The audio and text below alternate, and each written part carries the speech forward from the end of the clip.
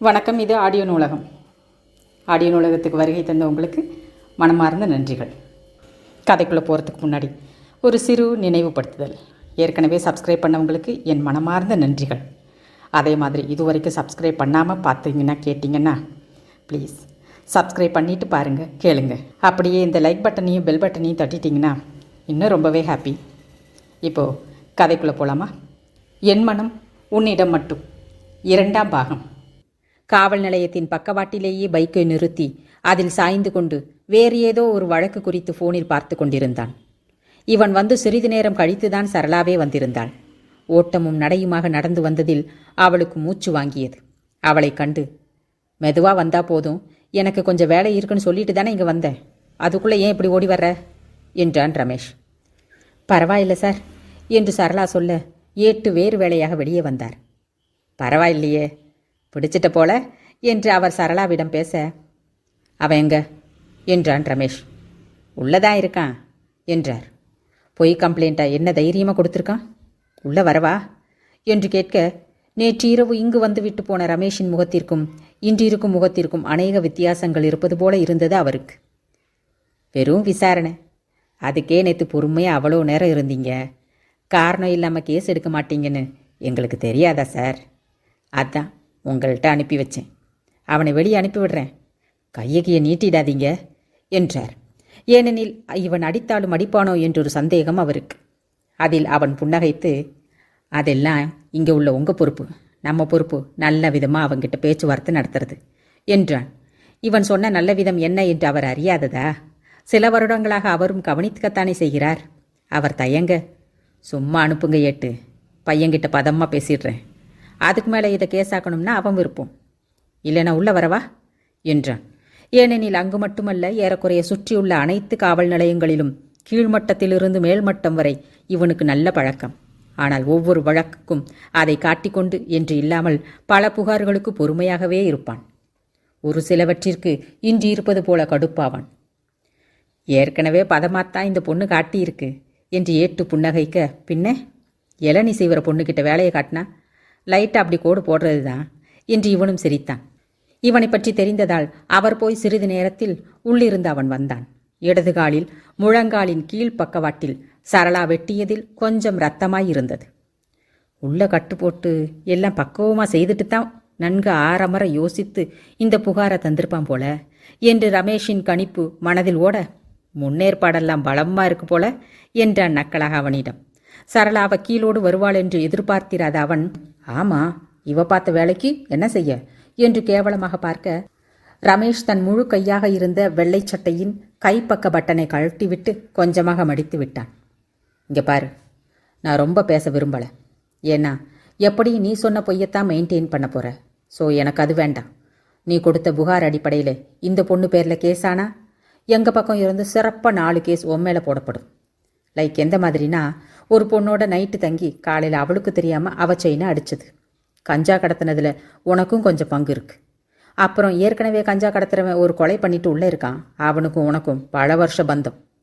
இதெல்லாம் நான் சொல்ல மாட்டேன், மற்றவங்கள வச்சு கேஸ் ஆக்குவேன், பரவாயில்லையா என்றான். ஏதோ பேச்சுவார்த்தைக்கு பார்த்தா, என்ன சார் வக்கீலாக இருந்துட்டு ரவுடி மாதிரி மிரட்டுறீங்க, உங்களை எல்லாம் நல்ல வக்கீல்னு ஸ்டேஷனுக்குள்ளே பேசிக்கிட்டாங்க என்று அவன் கத்த, கத்தாத, அப்புறம் இந்த பொண்ணு பேரில் ஓன் சார்பாக கேஸாகி நாளை பின்ன ஓன் மேலே பல கேஸாகி இதெல்லாம் தேவையா? அதனால் மற்றவங்க கவனத்தை கவராமல் அமைதியாக பேசு என்றான் ரமேஷ் வாயில் ஆள்காட்டி விரலை வைத்து காட்டி. கூடவே, நான் நல்ல வக்கீல்னு நானா உங்ககிட்ட சொன்னேன்? கேடுகட்ட வக்கீல் நான். நீதி நேர்மையெல்லாம் நம்மக்கிட்ட எதிர்பார்க்காத, ஏன்னா நீயே அப்படி கிடையாது பாரு. சரி, நம்ம மேட்ருக்கு வா என்று விட்டு, 2000 ரூபாய்க்காகவும் இவளை தனியாக பார்த்தா அடக்கி மிரட்டி காசு இன்னும் வாங்கலாம், இன்னைக்கு இவ பின் வாங்கினா நாளை பின்ன யூஸ் பண்ணிக்கலான்னு நினச்சோம். அநியாயமாக ஓன் பேரை நீயே டேமேஜ் பண்ணிக்காத. ஏன்னா உனக்கும் வீட்டில் பொட்ட பிள்ளைங்க இருக்காங்க. நாளை பின்ன ஒரு பொண்ணு செயினை அவளோட தங்கி இருந்து திருடிட்டு போனேன்னு ஒரு கேஸ் ஆனால் எவ்வளவு அசிங்கம் யோசிச்சு பாரு. புகாரில் உன் அட்ரஸை கூட தெளிவாக கொடுத்துருக்க போல. இது மாதிரி முன்னாடியும் யாரையாவது சிக்க வச்சிருக்கியா? உன் வரலாறை தோண்டணுமே என்றான் சாதாரணமாக முகத்தை வைத்து கொண்டு. அவன் எச்சில் விழுங்க, சரளா, செயின் தொலைஞ்சு போன கேஸெல்லாம் இவர் எங்கே போய் பிடிப்பாரு என்று தன் தலையை சொரிந்தபடியே யோசித்து கொண்டிருந்தாள். மேலும் சில நிமிட பேச்சுவார்த்தைகள் என்று நீள, சட்டுப்புட்டுன்னு ஒரு முடிவுக்கு வா, டைம் ஆகுதில்ல என்றான் ரமேஷ். வெட்டு வாங்கியவன், நான் கொடுத்த புகாரை வாபஸ் வாங்க மாட்டேன், இவளையும் சும்மா விட மாட்டேன் என்று சொல்ல, சரி உன் விருப்பம். இவளுக்கு ஏற்கனவே கிராமத்தில் ஆளுங்க இருக்காங்க, 4 பேர் மேலே அடிதடி கேஸ் இருக்கு, நான் தான் பார்க்குறேன். இது தெரிஞ்சு அவங்க உன்னை சும்மா விடுறதே ரொம்ப பெரிய விஷயம் என்று விட்டு சரளாவிடம் திரும்பி, அது என்ன சொன்னேன் என்று கையை வெட்டுவது போல சைகை காட்டினான் ரமேஷ். கொத்துறது சார், வண்டியில் இளநீ கைக்கு வாக இல்லைன்னா எட்டி ஒரு கொத்தி கை பக்கத்தில் இழுக்கிறது சார் என்றாள் விரிவாக. சூப்பர், இனி இது மாதிரி ஏதாவது நடந்தா நல்லா கேட்டுக்க என்று விட்டு, கால் சைடில் சதை தான் இருக்கும், முன்பக்கம் எலும்பு, பின்பக்கமாக பார்த்து ஒரு கொத்து, அங்கே தான் நரம்பு தெரிக்கும். ஆளு காலை இழுத்துக்கிட்டே போவான், மொத்தத்தில் கழுத்துக்கு கீழே எங்கேனாலும் விட்டு. நீ நம்ம ஏரியா பொண்ணு, எத்தனை கேஸ் ஆனாலும் நான் பார்த்துக்கிறேன், சரியா என்றான் அமர்த்தலாக. சரளா வேகமாக தலையை ஆட்டியதில், இனி இந்த ஸ்டேஷனை விட்டு வெளியே போனாலே இவள் வெட்டுவாள் போல என்று புகார் கொடுத்தவனுக்கு தோன்ற ஸ்டேஷனுக்கு திரும்பி நடந்தான். என்ன பதிலே சொல்லாமல் போற என்று இவன் கேட்க, கேஸை வாபஸ் வாங்கிக்கிறேன் என்றான். ஏனெனில் அவனுக்கு அனுகூலமான சூழல் இங்கு இல்லை என்று இத்தனை நிமிடங்களில் அவனுக்கு தெரிந்திருந்தது. தட்ஸ் குட் என்று அவன் புன்னகைத்து சரளாவிடம் திரும்பி, உள்ளே போய் பெஞ்சில் உட்காரு, போக சொன்னது வீட்டுக்கு போ என்று அனுப்பிவிட்டு இவர்களிடம் தூரத்தில் இருந்தே ஒரு கண் வைத்திருந்த ஏட்டை அழைத்தான். அவர் வர கொஞ்சம் பணத்தை அவரின் கையில் வைத்து, பார்த்து அனுப்பிடுங்க, நான் கிளம்புறேன் என்றான். சார், நீங்களே இந்த கேஸுக்கு பணம் வாங்கியிருக்க மாட்டீங்க, எனக்கு எதுக்கு என்று தயங்க, யார் சொன்ன காசு வாங்கலன்னு? இந்த பொண்ணோட ஹஸ்பண்ட் ஒரு பைக் ஆக்சிடெண்ட்டில் இறந்துட்டான், அந்த கேஸ் நாங்கள் தான் நடத்தணும். வந்த பணத்தை பேங்க்கில் போட்டுட்டு அவனோட வியாபாரத்தை இந்த பொண்ணு பார்க்குறா. கூடவே அங்காளி பங்காளின்னு இன்னும் இந்த பொண்ணு பக்கம் நிறைய அடிதடி கேஸ் நமக்கு வரும். கொஞ்சம் யோசிக்க நேரம் கிடச்சிருந்தாலும் இந்த பொண்ணே என்னத்தான் தேடி வந்திருக்கும் என்றான். ஓ, இது எனக்கு தெரியாதே. அப்போ பொண்ணு லட்சாதிபதின்னு சொல்லுங்க, நமக்கு மாதம் பிறந்தாத்தான் சம்பளமே என்று அவர் பெருமூச்சு விட, நீங்கள் வேற, எங்கள் அண்ணன் பையன் படிக்கிற ஸ்கூலில் பையனை படிக்க வைக்குது, புருஷன் போன பின்னாடியும் வைராக்கியமே உழைக்குது, இதுகிட்ட போய் அவன் உரண்டு இழுத்துருக்கானே, எதுக்கும் அவனை பற்றி டீட்டெயில்ஸ் கொஞ்சம் வேணும் என்றான் சிந்தனையாய். இப்படி வந்த வேலை முடிந்து அன்றைய வழக்குகள் என்று நீதிமன்றத்திலும் நேரம் ஓடி மாலையானதும் வீட்டில் போய் ஒரு குளியல் போட்டுவிட்டுத்தான் அலுவலகத்திற்கு வந்தான். உள்ளே ஆனந்த் அமர்ந்திருக்க இவனும் உள்ளறையில் போய் அமர்ந்தான். இவன் அழைக்காமலேயே பிரசாந்தும் மானசாவும் ஆஜராகினர். அதுவும் பிரசாந்த் முழித்த மொழியில் இவன் என்ன என்று கேட்க, கேஸ் கட்டையும் டைரியையும் தொலைச்சிட்டேன், எத்தனாம் நம்பர் கோர்ட்டில் வச்சேன்னு எதுவும் ஞாபகம் இல்லை, தேடியும் பார்த்துட்டேன் சார் என்றான் பவ்யமாக. எத்தனை கட்டு? 4. ரமேஷ் மானசாவை பார்க்க, டைரி இல்லாததால் நானும் அடுத்த ஹியரிங் எப்போன்னு எந்த கேஸுக்கும் பார்க்கல என்றார் குற்ற உணர்ச்சி போல. முழிக்கிற மொழிகளைப்பார் என்று இருவரையும் ஒரு பார்வை பார்த்தான் ரமேஷ். அத்தியாயம் 7. ரமேஷின் மனதில் ஓடியது ஒன்றுதான், முழிக்கிறத பார், திருவிழாவில் காணாமல் போன குழந்தைங்களாட்டும். இவன் பார்வையில் இருவரும் நெளியாத குறையாக நிற்க ஆனந்த் மானசாவிடம், தொலைஞ்சு போனதுனால தான் உன்னால் பார்க்க முடியல, சங்கடப்படாத என்று சொல்ல அவள் எதுவுமே சொல்லாமல் அமைதியாக நின்றாள்.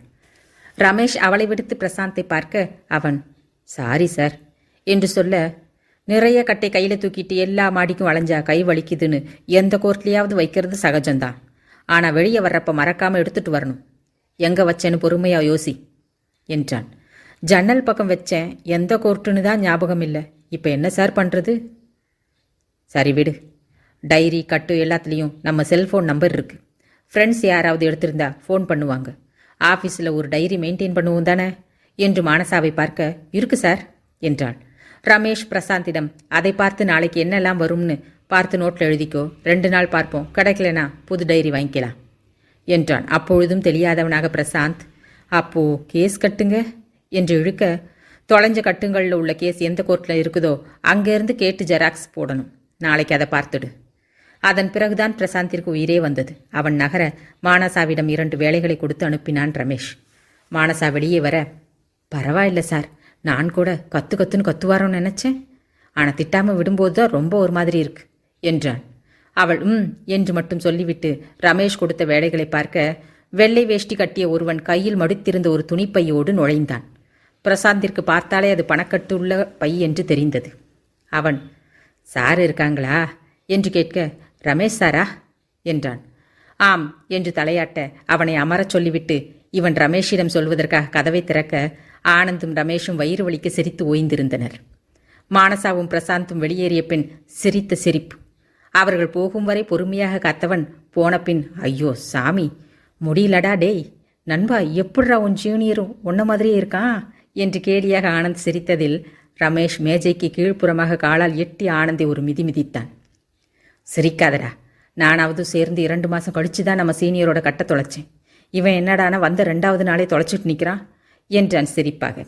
பிரசாந்த் நின்னதை பார்த்தா ரொம்ப வருஷத்துக்கு முன்னாடி நீயும் நம்ம சீனியர் சார்கிட்ட முழிச்சுக்கிட்டு நின்னது தான் ஞாபகத்துக்கு வந்துச்சு என்று அடக்க மாட்டாமல் சிரித்தான் ஆனந்த். ரொம்ப சத்தமாக சிரிக்காத, வெளியே கேட்டால் என் மானம் போயிடும் என்று நொந்து போவது போல ரமேஷ் சொல்ல, ஆனந்த் அதற்கும் கேலியோடு சிரிக்க, ஆனா நண்பா, முன்னாடி தான் இந்த ஜென்மத்தில் தப்பு செஞ்சா அடுத்த ஜென்மத்தில் தண்டனை கிடைக்கணும்னு சொல்கிறது. இப்போலாம் உடனே எத்தனை கட்டு தொலைச்சி சீனியரை கதற விட்டுருப்பேன். அந்த பாவத்துக்கு தான் பிரசாந்தை கடவுள் அனுப்பியிருக்கார் போல. அவனும் என்ன மாதிரியே பதறாம ஆடி அசைஞ்சு ஆஃபீஸ்க்கு வரான்டா என்று புலம்பல் போல புலம்பினான். விதி வலியது என்று ஆனந்த் ரமேஷை கிண்டல் செய்ய, உனக்கு தெரியுமா, விஜய் நாளைக்கு ஈவினிங் இங்கே வரேன்னு சொல்லியிருக்கான் என்று பேசும்பொழுதுதான் பிரசாந்த் வந்து கதவை திறந்தது. ரமேஷ் பார்க்க, ஒரு கிளையண்ட் வந்திருக்கார் சார், உள்ள வர சொல்லு. சரி நண்பா, நீ பேசு, நான் வெளியே உட்காந்துருக்கேன் என்று ஆனந்தும் வெளியே சென்று அமர்ந்து அவனுடைய வேலைகளை கவனித்தான். அந்த வெள்ளை வேட்டிக்காரன் உள்ளே நுழைந்த சிறிது நேரத்தில் ஒரு முறை வெளியே வந்து வெளிவாசலுக்கும் போய் மாடிப்படி கைப்பிடி சுவரோரம் நின்று கீழே சாலையை வேடிக்கை பார்த்தான் ரமேஷ். வெளியறையில் இருந்து பார்த்தாலே ரமேஷ் நிற்பது தெரிந்ததால், என்னாச்சு என்று இங்கிருந்தே கேட்டான் ஆனந்த். ஒன்றும் இல்லை என்று விட்டு மறுபடியும் உள்ளறைக்கு போக, சார் டைரியும் கேஸ் கட்டுகளும் கிடச்சிருச்சு. ஆனந்த் சார் ஃப்ரெண்டு தான் எடுத்து வச்சிருக்காங்களாம், ஃபோன் வந்தது என்று பிரசாந்த் குதூகலமாக பேச, மானசாவும் நிம்மதியோடு ரமேஷை பார்த்தாள். ஏனெனில் சரளாவை பற்றி ஆனந்திடம் விசாரித்து விட்டிருந்தாள். அம்மகிழ்ச்சியோ நிம்மதியோ ரமேஷின் முகத்தில் இல்லை. அப்போ ஜெராக்ஸ் போட வேண்டாம் என்று விட்டு உள்ளே சென்று கண்ணாடி கதவை அடைத்துவிட்டு அமர்ந்தான். நேரம்தான் சென்றதை தவிர அந்த ஆள் வெளியே வந்தபாடில்லை. நேரம் சென்று பிரசாந்த் வீட்டிற்கு கிளம்பும் சமயம் உள்கதவு திறக்கப்பட அந்த வெள்ளை வேட்டிக்காரன் பணப்பையோடு கிளம்பி போய்விட்டான். பெரிய கேஸ் தான் போல என்று நினைத்திருந்த பிரசாந்த் வெளியே எதையோ எடுக்க வந்த ரமேஷிடம் பணத்தை ஏன் திரும்பி எடுத்துச் செல்கிறார் என்பது போல வினாவ, கேஸை பற்றி தெரிஞ்சுக்க பழகு, பணம் பின்னாடி வரும், உன் வேலையை முடிச்சுட்டு தானே, நாளைக்கு காலையில் நான் வர லேட்டாகும், நீ பார்த்துக்கோ, இப்போ கிளம்பு என்றதில் அவன் கிளம்பி போயிருந்தான். ரமேஷ் உள்ளே செல்ல ஆனந்தும் பின்னாலேயே சென்று, என்னடா என்னமோ மாதிரி இருக்க, என்ன கேஸ் அது என்று வினவ தொண்டையை செருமிவிட்டு, இப்போ வந்தவனோட சித்தப்பா மகன் பக்கத்து வீட்டு சின்ன பையனை மலை பக்கமாக கூட்டிகிட்டு போய் தப்பாக நடந்துக்கிட்டானா, வழியில் தெரிஞ்சு பிரச்சனையாக இப்போ ஆள் எஸ்கேப் என்றான் அமைதியாக. என்ன, சின்ன பையனா பொண்ணா என்று மீண்டும் ஒரு முறை ஆனந்த் அதிர்ச்சியாக விடவ, பையன் என்றான் எங்கோ பார்த்து. எத்தனை வயசு? 7லேருந்து 8க்குள்ள. அதுவும் போக இவன் அடித்ததில் அவன் முகத்தில் தடம் இன்னும் நிறைய காயமா, பையனால் பேச முடியலையா என்றான் சலிப்பாய். ஒரு நீள் மௌனம் இருவருக்கும் இடையில். மனிதனின் உள் உணர்வு மற்றும் பால் உணர்விற்கும் குற்றச் செயலுக்கும் அதிக நெருக்கமுண்டு என்பது சிக்மண்ட் பியூரிட்டின் கோட்பாடு. இதுபோன்று குற்றவியல் குறித்து தாங்கள் படித்த பல தத்துவங்களெல்லாம் மறந்தேதான் போனது ஒரு நிமிடம். நீ என்ன நினைக்கிற என்று ஆனந்த் கேட்க, வந்தவன் சொல்கிறான் இதை என் தம்பி செஞ்சிருக்க மாட்டான்னு. ஆனால் நான் கொஞ்ச நேரத்துக்கு முன்னாடி வெளியே போய் நின்னேன்ல, இவனை மேலே அனுப்பிட்டு இவன் பொண்டாட்டி வெளியே நிற்கிறா. அவளை ஒரு 2 தடவை இவன் தம்பியோட பார்த்துருக்கேன். சொன்னால் இவனே நம்ப மாட்டான். சரி அதை விடு, தப்பே செய்யாதவனுக்காக ராத்திரியோட ராத்திரியா எதுக்கு பணத்தோட வரணும்? பணத்தோட வந்தா கேஸ் எடுக்க உடனே சம்மதிப்பேன்னு நினச்சிட்டா போல அந்த பொம்பளை. ரூம் முழுக்க ஏசி காற்றிருந்தும் ரமேஷ் ஆனந்த் இருவரின் மனமும் புழுக்கத்தை உணர்ந்தது. முடிவா என்ன சொல்லி அனுப்புன? நான் பார்க்கறதில்ல, 2 வாரத்துக்கு நிறைய வேலை, வேற யாரையாவது பார்த்துக்கோங்கன்னு சொன்னேன். அவன் கிளம்பவே இல்லைடா. ஏதாவது கொலை கேஸ்னா கொண்டு வாங்க, பின்னாடி பார்க்குறேன்னு சொன்னேன். ஏன்டா அப்படி சொன்ன? வந்தவனை பார்த்தா கொலை செய்கிற மாதிரியா இருக்கு. யாருக்கு தெரியும், என்னைக்காவது பொண்டாட்டி சித்தப்பா மகன் பற்றி தெரிஞ்சு இவனே போட்டு தள்ளிட்டு வந்தாலும் வரலாம் என்று சட்டையின் மேல் பட்டனை தளர்த்தி விட்டு ரமேஷ் சொல்ல, வேற வக்கீலை பார்த்தா? வாய்ப்பில்லை, ஒருத்தன் இருக்கான். ஆனால் அவனை இவன் தேடி கண்டுபிடிக்கிறதுக்குள்ள போலீஸ் இவன் தம்பியை பிடிச்சிடும். அவ்வளவு சீக்கிரம் தப்பிக்க முடியாது. நாளைக்கு வெள்ளிக்கிழமை, சிக்குனா சனி ஞாயிறுன்னு உரிச்சு உப்பு கண்டம் போட்டுருவாங்க. சாவட்டும், இவனெல்லாம் பூமிக்கு கேடு என்றான் இன்னும் சலிப்பாய். ஆனந்தும் அமைதியாக இருக்க, ஏன் நண்பா, அந்த பையன் நம்ம விவேக் வயசு தானே, அதை கேட்குறப்ப எனக்கு விவேக் தான் மூளைக்குள்ளே ஓடுறான் என்று பேசும்போதே அவனையும் அறியாமல் ரமேஷிற்கு கண்கள் கலங்கியது. விடுடா, எனக்கெல்லாம் பொண்ணு காயத்ரி, அதான் என் பொண்டாட்டி, நல்லா தான் பார்த்துக்கும். இருந்தாலும் பக்கத்து வீட்டுக்கு விளையாட போனாலோ இல்லை கொஞ்ச நேரம் கழித்து விளையாட போன குழந்தை திரும்பி வரலேனாலோ, ஏன் நம்ம சொந்த வீட்லேயே யாராவது நம்ம குழந்தையோட கதவை அடைச்சிக்கிட்டு விளையாண்டாலும் சந்தேகப்படணும்னு சொல்லி கொடுக்கணும். ஏன்னா இது எதை நோக்கி போகுதுன்னே தெரியாமல் மாறிக்கிட்டு இருக்கிற சமூகம். முன்னாடியெல்லாம் கிராமத்தில் பல வீடுகளுக்கு கதவே இருக்காது. அப்படியே இருந்தாலும் தாழ்பால் சரியாக இருக்காது. வெட்ட வழியில் எல்லா பிள்ளைகளும் மண்ணில் உருண்டு புரண்டு விளையாண்டது உண்டு தானடா. அது பொற்காலம்.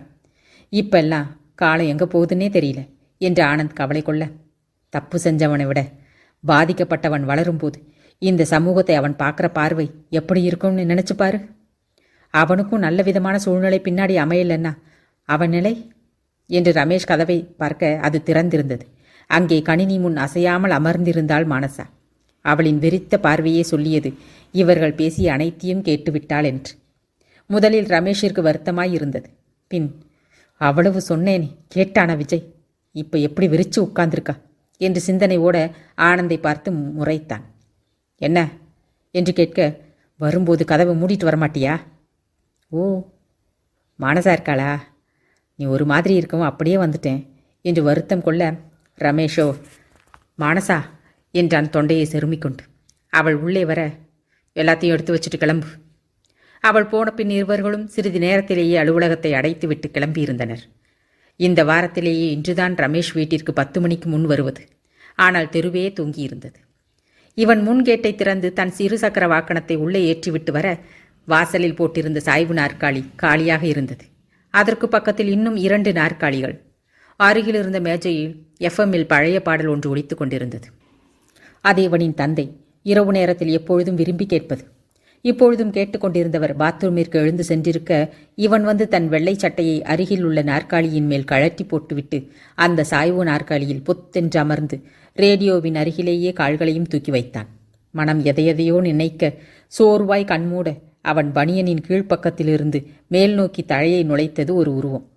இவன் கண்ணை திறக்காமலேயே, விவேக், சித்தப்பா டயர்ட்ரா, வேர்வையா இருக்குடா என்று சொல்ல அதை காதிலேயே வாங்காமல் தன் சிறிய உடலையும் மொத்தமாய் நுழைத்து இவன் காதோரம் தலையை வெளியே நீட்டினான் விவேக்.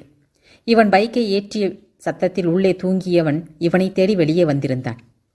வியர்வை ஸ்மெல் இல்லை சித்தப்பா, உன் நெஞ்சு முடிதான் குத்துது என்றான் அவன். நீ இன்னும் வீட்டுக்கு போகலையா என்றான் கண்களை திறக்காமல். இல்லை, அப்பா கூப்பிட வந்தாங்க, தாத்தா இங்கே இருக்க சொல்லிச்சு என்று மூச்சு விடாமல் பேசிக்கொண்டிருக்க, ரமேஷ் எப்படி கண்ணயர்ந்தான் என்றே அவன் உணரவில்லை.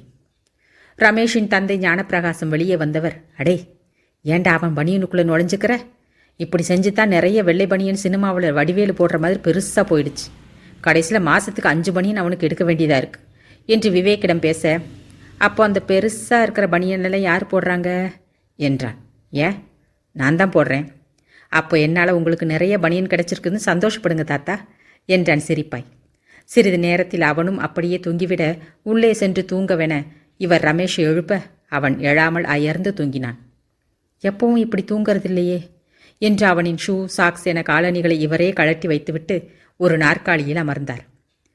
அங்கு மானசா தன் விடுதிக்குள் நுழைந்து தனக்காக எடுத்து வைத்திருக்கும் உணவை வாங்கச் செல்ல அதை லாவண்யா வாங்கி மேலே கொண்டு சென்று விட்டதாக சொல்லி அனுப்பினர். உண்மையில் இவளுக்கு உணவு உண்ண மனமில்லை. எடுத்து வைத்திருக்கும் உணவினை வாங்காமல் விட்டால் தட்டிலேயே கெட்டுப்போய்விடுமே என்றுதான் எடுக்கச் சென்றிருந்தாள்.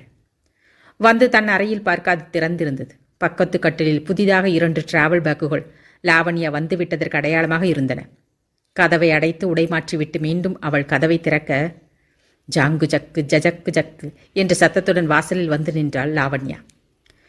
இவள் யார் என்பது போல பார்க்க, நீங்க தான் மானசாவா, நான் தான் லாவண்டர் என்று தன் அனைத்து பற்களையும் காட்டி சிரித்து அறிமுகமானாள் லாவண்யா. அத்தியாயம் 8. மணி 1ஐயும் தாடி ஓடிக்கொண்டிருந்தது. இன்னும் மானசாவை தூங்க விடாமல் விழிக்க வைத்து கொண்டிருந்தனர் இருவரும்.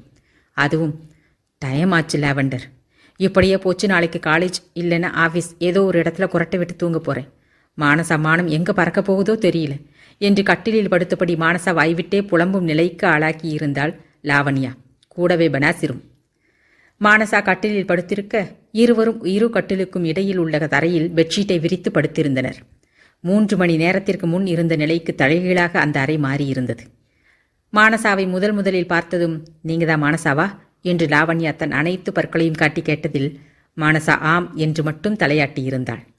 அதுதான் தாமதம் என்று தன் வரலாறு மொத்தத்தையும் கட்டிலில் அமர்ந்து வளவளவென்று பேச ஆரம்பித்திருந்தாள் லாவண்யா. அவள் 100 வார்த்தை பேசினாள், இவள் 1 வார்த்தை பேசினாள். அலுவலகத்திலிருந்து வந்ததிலிருந்து பசித்தல் என்ற உணர்வே மானசாவுக்கு இல்லை. லாவண்யா பேசுவதை காது கொடுத்தும் கூட முழுமையாக கேட்கவில்லை. ஏதோ சொல்கிறாள், கேட்போம் என்ற மனநிலையில்தான் கட்டிலில் அமர்ந்திருந்தாள். சிறிது நேரத்திலேயே பெனாசிர் மெதுவாக இவர்களின் அறையை எட்டி பார்த்தவள் மானசா புன்னகைத்ததில் தைரியமாக உள்ளே நுழைந்தாள். வந்தவள் லாவண்யாவின் அருகில் அமர்ந்து, ரூம் திறந்திருக்கு, மானசா வந்துட்டாங்க போல, சாப்பாட்டை எடுத்து கொடுத்துட்டு வரேன்னு தானே வந்தேன், இப்போ என்ன இங்கேயே செட்டில் ஆகிட்ட என்று முணங்க, அதை மறந்தே போயிட்டேன், நல்ல வேலை ஞாபகப்படுத்தினேன் என்று விட்டு மானசாவிடம் திரும்பி, உங்களுக்கு பசிக்கலையா, ஒரே ஒரு தோசை மட்டும் உங்கள் பிளேட்டில் எடுத்து வச்சேன் என்றாள் அருகில் இருந்த மேஜையை காட்டி. மானசா உண்ணத் தோன்றாமல் அதை எடுத்து சுத்தம் செய்யலாம் என்று எழ, உண்ணத்தான் போகிறாளோ என்று நினைத்து, மானசா என்றாள் லாவண்யா. இவள் என்ன என்று பார்க்க, இல்லை அது சுட சுட சாப்பிட்டாலே நல்லா இருக்காது, இதில் ஆறி போய் இப்போ சுத்தமாக நல்லா இருக்காது, அதுதான் பேருக்கு சும்மா ஒரு தோசை எடுத்து வச்சேன், உங்களுக்கு ஓகேனா நான் வீட்டிலேருந்து சப்பாத்தி இன்னும் நிறைய ஐட்டம்ஸ் எடுத்துகிட்டு வந்திருக்கேன், சாப்பிட்றீங்களா என்றாள். மானசா தயங்க, சரின்னு சொல்லிடுங்க, இல்லைனா நீங்கள் சரின்னு சொல்கிற வரைக்கும் பேசியே கொள்ளுவா என்றாள் பெனாசிர். அவள் குரலில் ஒரு குதூகலம். காலையில் இருந்தது போல பெனாசிர் இப்பொழுது இல்லை. தோழி வந்த மகிழ்ச்சி போல என்று எண்ணிய மனசா, சரி சாப்பிட்றேன் என்று சொன்னதுதான் தாமதம். லாவண்யா தன் பெரிய பேக்கை திறந்தாள். உடைகள் என்று அதில் ஒன்று கூட இல்லை. சப்பாத்தி ரோல், கூடவே கேக், பிரெட் என்று பேக்கரி வகைகள். இவ்வளவா என்று மானசா தன் விழிகளை பெரிதாக விரித்து பார்க்க, இதுக்கேவா, இந்த தடவை அம்மணி கம்மியாக கொண்டு வந்திருக்கா என்றாள் பெனாசிர். சப்பாத்தியை மட்டும் சாப்பிடுங்க, மற்றதெல்லாம் 1 வீக் தாங்கும் நமக்கு என்று லாவண்யா எடுத்து கொடுக்க, அதை வாங்கி உண்டவாறே, நீங்கள் சீனியரா என்றாள் மானசா. கெட்டுது போங்க, அப்போ நான் இவ்வளோ நேரம் பேசுனது காது கொடுத்தே கேட்கலையா என்று உதடு பிதுக்க, பெனாசிர் வந்த உடனே நீ ஒரு வேஸ்ட் லக்கேஜ்னு கண்டுபிடிச்சிருப்பாங்க என்று கேலி செய்ய, உனக்கு நாளைக்கு கேக் கிடையாது என்று முறைத்தாள் லாவண்யா. பெனாசிர் சொல்கிற மாதிரியெல்லாம் இல்லை, என் பேரை தெரிஞ்சு வச்சுருக்கீங்க, வந்ததுலேருந்து மானசாவான்னு கேட்ட முதல் ஆளே நீங்கள் தான் என்று லாவண்யாவை சமாதானம் செய்யும் நோக்கத்தோடு மானசா பேச, இல்லைன்னா என்ன செஞ்சுருப்பீங்க என்று லாவண்யா வினவ, இல்லைன்னா நீங்கள் ஒரு பக்கமாக பேசுங்கன்னு நான் பாட்டுக்கு படுத்து தூங்கியிருப்பேன் என்று பெரிதாக புன்னகைத்தாள் மானசா. லாவண்யா முறைக்க மன இறுக்கம் கொஞ்சமாய் தளர்ந்ததில், சரி இப்போ சொல்லுங்க உங்கள் வரலாறு என்றாள் மானசா. தன் பெரிய கண்ணாடியை சரி செய்து கொண்டு, நான் சொல்கிறேன் என்று முந்தி கொண்டு வந்தாள் பெனசிர். பென்ஸ், என்னை கேவலப்படுத்துகிற மாதிரி ஏதாவது சொன்ன அவ்வளவுதான் என்று லாவண்யா மிரட்ட, போடி என்பது போல பார்வை பார்த்துவிட்டு, இவ உங்கள் காலேஜ் தான், 4th இயர் படிக்கிறா, ஊர் நாகர்கோயில், குடும்பமே பேக்கரி கடை வச்சுருக்காங்க, காலையில் விடிஞ்சா போதும், பன்னு வேணும் வெண்ணெய் வேணும்னு கூட்டம் அலை மோதும் இல்லடி என்று கேலியாக லாவண்யாவை பார்க்க, அவள் சாவடிச்சிடுவேன் என்று ஒரு அடி கொடுத்து முறைத்தாள் பெனசிரி. இருவரையும் பார்த்து, உங்களை பார்த்தா டாம் அண்ட் ஜெர்ரி மாதிரியே இருக்கு என்று பானசா சிரிக்க, இன்னும் கேளுங்க என்று அருகில் வந்த பெனசிர், கிளாஸ் திங்கள்லேருந்து வெள்ளி வரை நடந்தா இவன் மட்டும் வெள்ளிக்கிழமை கிளாஸை கட்டடிச்சிட்டு ஊருக்கு போயிடுவான், போகிறவ திங்கள் நைட்டு தான் ஹாஸ்டலுக்கு வருவான், 2 வாரத்துக்கு ஒரு முறை நாகர்கோயிலுக்கு பறந்துருவா. ரீசன் என்ன தெரியுமா, இவளுக்காக அங்கே பஸ் ஸ்டாண்டில் தனபால் வெயிட் பண்ணுவார், சொந்த அத்தை பையன் பேக்கரியை பார்த்துக்கிறவர், இந்தா கொண்டு வந்திருக்காளே இத்தனை ஐட்டம்ஸும் 2 சேர்ந்து தான் செஞ்சுருப்பாங்க என்றாள் புன்னகையாய்.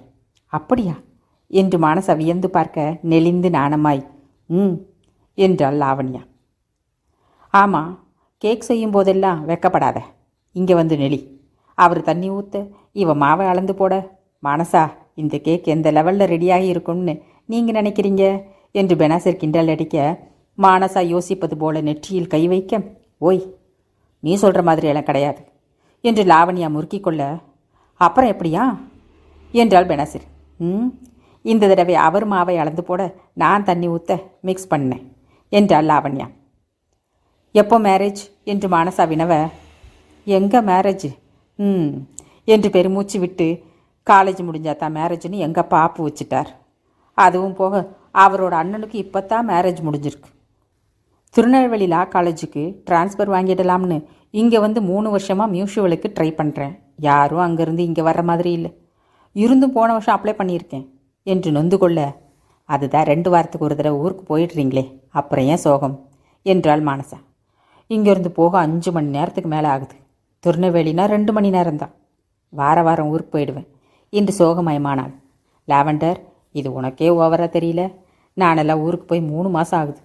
ஏன் தனபாலை அந்த ஆவிம்பாடை பார்க்காம இருக்க முடியலையோ என்று பெனசர் புன்னகைக்க, நீ தான் 3 மாதத்தில் சொந்த ஊருக்கு போயிடுவியே, நான் மட்டும்தான் இங்கே இருக்கணும் என்று விட்டு, ஏன் மானசா நீங்களாவது இருப்பீங்களா, இல்லை டிரான்ஸ்ஃபர் வாங்கிட்டு போயிடுவீங்களா என்று கேட்க, 3 வருஷத்துக்கும் இங்கே தான் என்றாள் மானசா. இவ்வளவு நேரமாக பேசுகிறோமே, ஒரே ஹாஸ்டல் வேறு, இனி குப்பை கொட்ட போகிறோம், வா போன்னு பேசிக்கலாமா? இந்த வாங்க போங்க அந்நியமாக இருக்குது என லாவணியா கேட்க, ஆமாம் 3 பேருமே ஒரே ஏஜ் என்று பெனாசிரும் வேகமாக தலையை ஆட்ட, நீங்கள் கூப்பிடுங்க, நான் கொஞ்சம் டைம் எடுத்துக்கிறேன் என்று மானசா சொன்னது தான் தாமதம். மான்ஸ், இப்போது இந்த ரூம்லேயே இவளும் தூங்கட்டுமா? எப்போவும் இந்த பிசாசு கூட தூங்கியே பழக்கமாயிடுச்சு. உனக்கு ஒன்றும் பிரச்சனை இல்லையே என்றாள் லாவண்யா. என்ன வேணாலும் பண்ணிக்கோங்க, என்னை கொஞ்ச நேரம் தூங்க மட்டும் விடுங்க என்று மானசா படுத்துக்கொள்ள, அவர்கள் எங்கே தூங்க விட்டார்கள். ஒருவர் மட்டுமே படுத்துக்கொள்ள போதுமான லாவண்யாவின் கட்டளை விடுத்து தரையில் உருண்டு கொண்டு இருவரும் இவளைத்தான் விழிக்க வைத்திருந்தனர். இறுதியில் மானசாவிற்கு தூக்கம் சொக்கியது 2 மணி அளவில். மான்ஸ், நீ காலையில் மட்டும் சாப்பிட்டு போ, மதியத்துக்கு சூடாக ஹாட் பாக்ஸில் சாப்பாடு எடுத்து வைக்கிறேன், வந்து சாப்பிட்டு போ. நீ வந்தால் தான் நானும் மதியம் என்னோட கிளாஸுக்கு போவேன், ஓகேயா என்று லாவண்யா பொறுப்பாய் வினவ, மணி என்ன ஆச்சு தெரியுமா, தூங்க விடுங்க, இல்லை அழுதுடுவேன் என்று குப்புறப்படுத்து கொண்டாள் மானசா. இங்கே இப்படி இருக்க, அங்கே ரமேஷின் வீட்டில் சாய்வு நாற்காலியில் அமர்ந்தபடியே தூங்கிய ரமேஷின் ஞாபகத்தில் வெற்றுப்பார்வை பார்த்த மானசாவின் முகம் வந்து போக பட்டென்று கண் திறந்தான். என்னவென்று அவன் தந்தை கேட்க, ஒன்றுமில்லை என்று விட்டு விவேக்கை தூக்க ரமேஷால் முடியவில்லை. அவன்தான் இவனைப் போலவே தன் 2 கைகளையும் பனியனின் 2 பக்கமும் விட்டிருந்தானே. பனியனை மொத்தமாய் கழட்டிவிட்டு விவேக்கை தூக்கி ஞானப்பிரகாசத்திடம் தந்து தன் சாவிக்கொத்தை பேண்ட் பாக்கெட்டிற்குள் தேடினான். என்ன, திரும்பவும் ஆபீஸ் போறியா என்று அவர் கேட்க, இல்லைப்பா, ஒரு கேஸ் கட் பார்க்கணும், இங்கேதான் என்று கூறிவிட்டு கார் நிறுத்தி இருந்த இடத்திற்கு பின்புறமாக சென்றான். அது வீட்டை ஒட்டியுள்ள அறை எனினும் எவரும் பயன்படுத்துவதில்லை. விஜய்க்கு வேலை கிடைத்து சென்றுவிட அதுவரை அலுவலகத்தில் முடித்திருந்த வழக்குகளுக்கான கட்டுகள் உட்பட பல ஆவணங்களை பத்திரமாக இருக்கட்டும் என்று இங்கு வைத்திருந்தனர். இப்போது அறையில் பல கட்டுகளை அலசி ஆராய்ந்து இறுதியில் ஒரு கட்டை தேடி பிடித்தான் ரமேஷ். பின்பு அதே இடத்தில் வைத்துவிட்டு இருக்கையில் வந்து அமர, அதற்குள் விவேக்கை உள்ளே படுக்க வைத்துவிட்டு வந்திருந்தார் ஞானப்பிரகாசம். எப்போ பார்த்தாலும் இப்படியே வேலைன்னு யோசிக்கிற, எப்போ தான் கல்யாணம், ஏதாவது ஐடியா இருக்கா, இல்லை யாரையாச்சும் லவ் பண்ணுறியா என்று அவர் கேட்க, தோரணையில் ரமேஷ் வாய்விட்டு, எப்போ பார்த்தாலும் இப்படியே வேலைன்னு யோசிக்கிறேன், எப்போ தான் கல்யாணம், ஏதாவது ஐடியா இருக்கா, இல்லை யாரையாச்சும் லவ் பண்ணுறியா என்று அவர் கேட்ட தோரணையில் ரமேஷ் வாய்விட்டே சிரித்து விட்டான். பா, இது மட்டும் அம்மா காதில் விழுந்திருக்கணும். ஏன் விழுந்தா என்ன? என்னவா, நான் லவ் பண்ணணுன்னா ஒன்று வக்கீல் பொண்ணு, இல்லை போலீஸ், குறைஞ்சபட்சம் அக்யூஸ்டை தான் கிடைக்கும். ஏன்னா அடிக்கடி இவங்களை தான் பார்க்குறேன் என்று சிரிக்க, வேறு பெண்ணே கிடைக்காதா? படிக்காத பொண்ணை கூட உங்கள் அம்மா ஏற்றுப்பா, இந்த மாதிரி பொண்ணை ஏற்றுக்கவே மாட்டா. ஆனால் உனக்கு ஒரு லவ் கூட செட் ஆகலையா? என்னமோ போ, நானெல்லாம் அந்த காலத்தில் என்று அவர் இழுக்க, பா, 10th படிக்கும்போது அண்ணன் யாருக்கோ லவ் லெட்டர் எழுதுறது தெரிஞ்சு பெல்ட்டால் அடி பின்னி எடுத்தீங்களே, ஞாபகம் இருக்கா என்று சிரித்து கொண்டே வினவினான். அது அப்போ அடி மட்டுமா, மிதியும் சேர்ந்தில்ல விழுந்துச்சு. படிக்கிற வயசில் தேவையா? என்ன செஞ்சு என்னாச்சு? பழைய பேப்பர் கடையோடு நின்றுட்டான், ஒரு டிகிரி கூட வாங்கலை. இது உங்கள் அம்மாவுக்கு குறையாகவும் தெரியல. படிக்காத நமக்கு அறிவாளி பிள்ளைங்கன்னு மெச்சுக்கிறேன். உங்கள் அம்மாவோட எதிர்பார்ப்பே வக்கீல் போலீஸ்னு இல்லாமல் படிக்காத பொண்ணாக இருந்தாலும் நல்ல கலரான பொண்ணாக வேணுங்கிறது தான். எப்போ அமைய போகுதோ என்று புன்னகைத்தார். அப்புறம் ஏன் உங்களை மாதிரி படித்தவரை பார்த்து கல்யாணம் முடித்தாங்களா? அவள் எங்கே சம்மதிச்சா? என்னை கண்டு ஓடல செஞ்சா. நான் அந்த அத்தை பொண்ணு விரும்பி கட்டிக்கிட்டேன். ரொம்ப படித்த பொண்ணை பார்த்தா பொண்ணு அடங்கி இருக்காதோன்னு ஒரு பயம் அவளுக்கு என்றார் யோசனையாய். அப்படித்தான் மீனாட்சியும் வருகிற சம்பந்தங்களையெல்லாம் தட்டி கொண்டு வந்தார். கலரான பொண்ணாக அமைந்து படிப்பை விசாரித்தால் அதுவும் பெரிதாக அமைந்தது. 2 வருடத்திற்கு முன் காவல்துறையில் பணிபுரியும் பெண் என்று ஒரு வரன் வர கேள்விப்பட்டதுமே வேண்டாம் என்று மறுத்துவிட்டார். அதற்கு அடுத்தும் ஒரு பெண்ணின் ஜாதகம் மிகவும் பொருந்தி வர ரமேஷிடமும் காட்டி இறுதியில் அந்த பெண் வக்கீல் என்று அறிந்து அதையும் மறுத்துவிட்டார். இந்த வகையில் ஈஸ்வரி அம்மாவுக்கு மிக வருத்தம். அந்த கடுப்பிலேயே ஒவ்வொரு முறை இங்கு வரும்போதும் குறைவின்றி மீனாட்சியை திட்டுவார். ஞானப்பிரகாசம் மின்சாரத்துறையில் பெரிய பதவியிலிருந்து ஓய்வும் பெற்று இப்பொழுது கட்சி அலுவலகம் என்று சுற்றினாலும் மீனாட்சியை யார் விசாரித்தாலும் அவர் கரண்ட் ஆஃபீஸில் வேலை பார்த்தவர் என்றுதான் சொல்லுவார். தொலைக்காட்சியை பார்க்கும் பழக்கம் இல்லாதவர். வெளி உலகம் தெரியாவிட்டாலும் வீட்டை நிர்வகிக்கவும் வாடகையை வசூலிக்கவும் தெரிந்தவர். இவர்களின் வீட்டின் பக்கவாட்டில் சிறிய அளவிலான 2 வீடுகளில் ஒன்றில் மீனாட்சியின் ஒன்றுவிட்ட அக்காவின் மருமகள் குழந்தையோடு இருக்கிறாள். அவளின் கணவன் வெளிநாட்டில் இருக்க பாதுகாப்பாக இங்கே இருக்கட்டும் என்று விட்டார் மீனாட்சி. அதேபோல இன்னொரு வீட்டில் ஞானப்பிரகாசத்தின் தூரத்து உறவென்று 60 தொட்ட வயதான பெண்மணி ஒருவர் வசிக்கிறார். இது இவர்களின் வீட்டை ஒட்டி என்றால் அதற்கு அடுத்த கட்டிடம் முழுவதும் சிறிதும் பெரிதுமாக அநேக வீடுகள் இவர்களது. அனைத்திற்கும் வாடகை பணம் அதிகபட்சம் 10ஆம் தேதிக்குள் தந்துவிட வேண்டும். தாமதமாகினால் வாசலில் உள்ள இருக்கையில் அமர்ந்து கொண்டு அதுவரை வீட்டு பெண்களிடம் கேட்பவர், நாளைக்கு உன் புருஷனை வர சொல்லு என்று விடுவார். அதிலும் தாமதமானால், அட்வான்ஸில் கழிச்சுக்கிறேன், சீக்கிரம் வேற இடத்துல வீடு பார்த்துக்கோ என்று விடுவார் பட்டென்று. அதற்காக தயவு தட்சண்யம் இல்லாதவர் என்றும் கூற இயலாது. சுற்றியுள்ள வீடுகளில் யாரேனும் மருத்துவமனையில் சேர்க்க வேண்டும், அவசர பணத்தேவை என்றாலும் யோசிக்காமல் தருபவர். வட்டி கழிக்கும்போது கொஞ்சம் கொஞ்சமாக அசலையும் சேர்த்தே கழித்து விடுவார். மொத்தத்தில் மீனாட்சி என்றால் 10ஆம் தேதிக்குள் வாடகை வந்துவிட்டால் நல்லவர். அவர் குரல் உயர்த்தி பேசாத ஒரே இடம் என்றால் அது ஈஸ்வரியிடம் மட்டுமே. இன்றும் அவர் வீட்டில் இருக்க மீனாட்சி உள்ளே இருந்தும் சத்தமில்லாமல் இருந்தார்.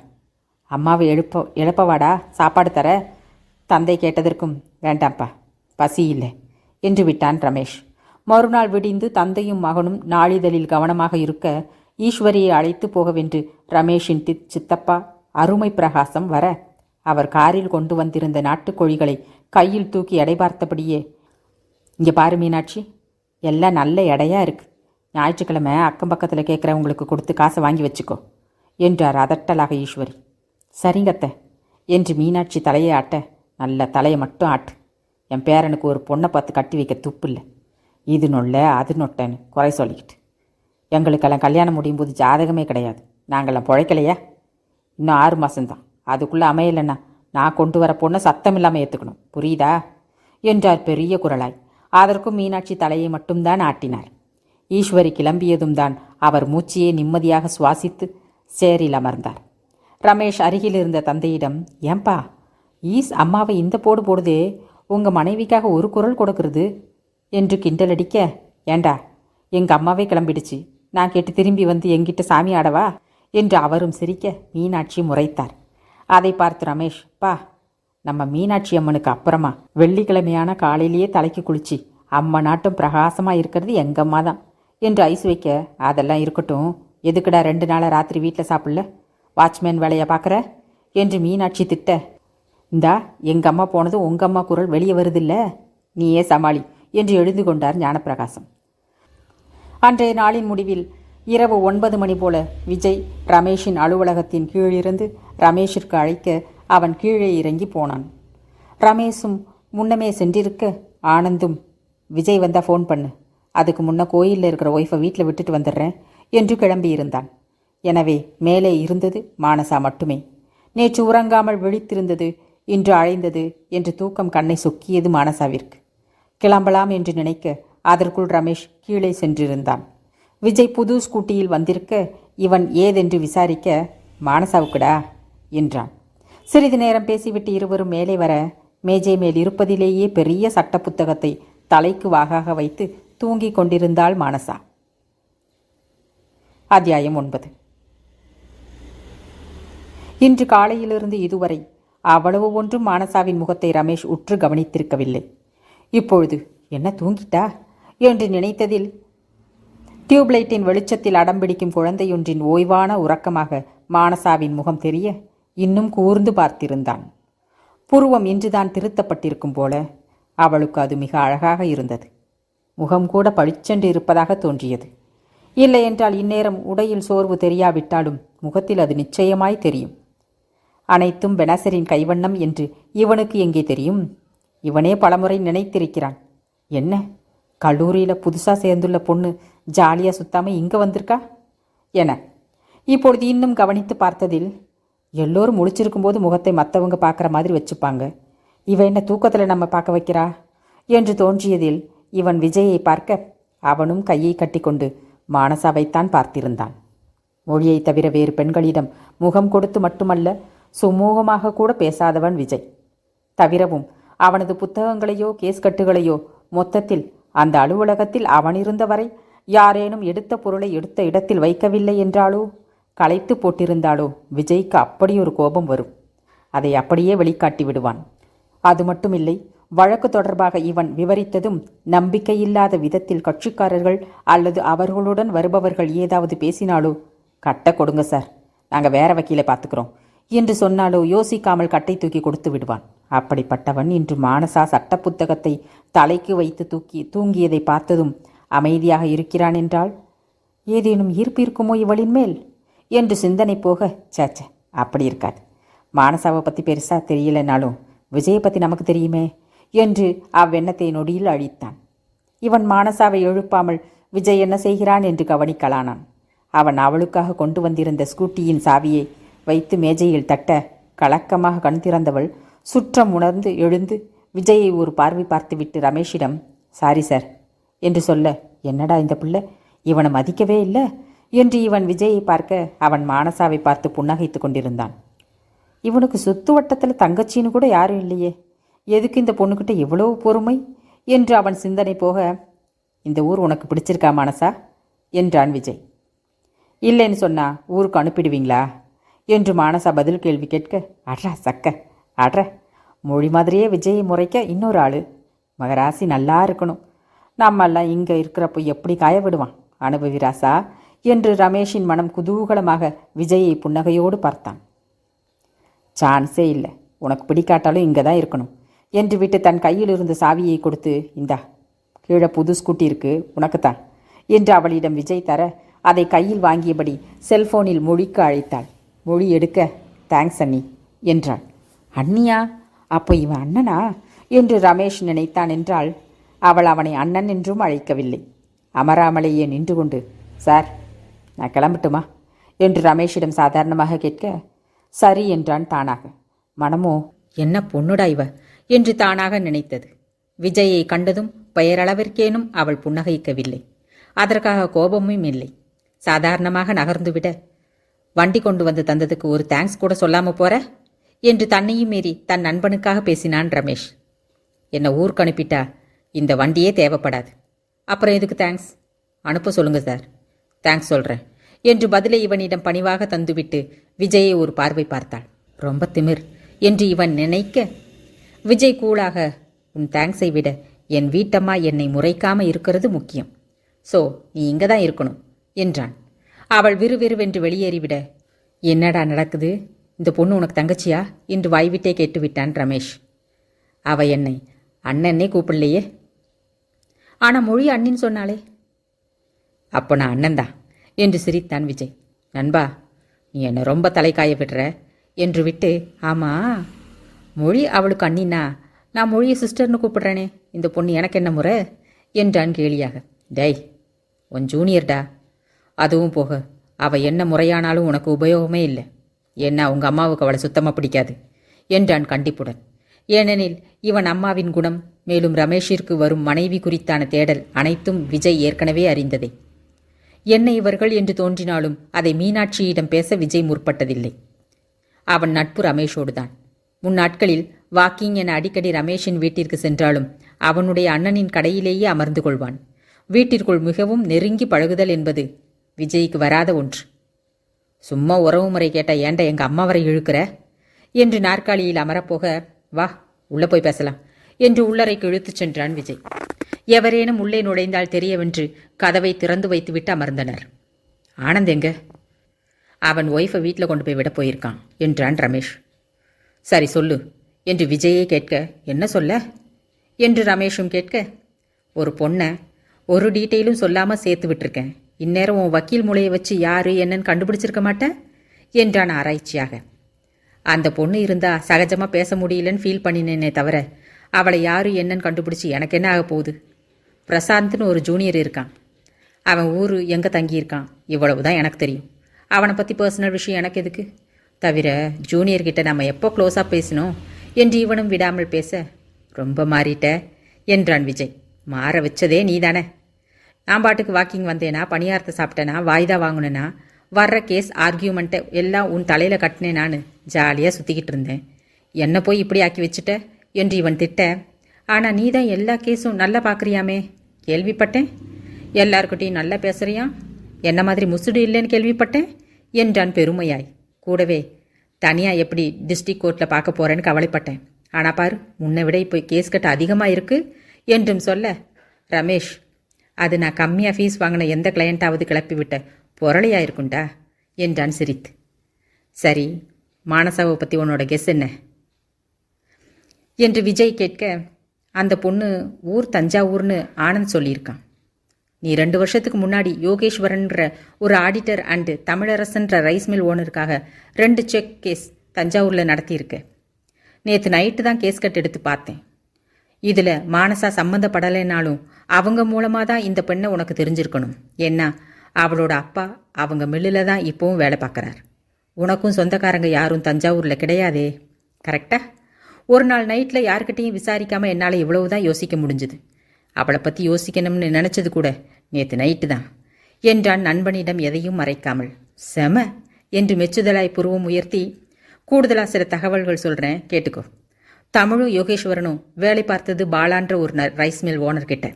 அவருக்கு வசந்த்னு ஒரு தம்பியும் சொர்ணான்னு ஒரு சிஸ்டரும் இருந்தாங்க. ஆனால் இப்போ இல்லை என்று நிறுத்த, என்ன சொல்கிற என்றான் ரமேஷ். சொர்ணா உயிரோட இருந்தும் இல்லாத மாதிரி சுய நினைவு இல்லாமல் படுத்த படுக்கை.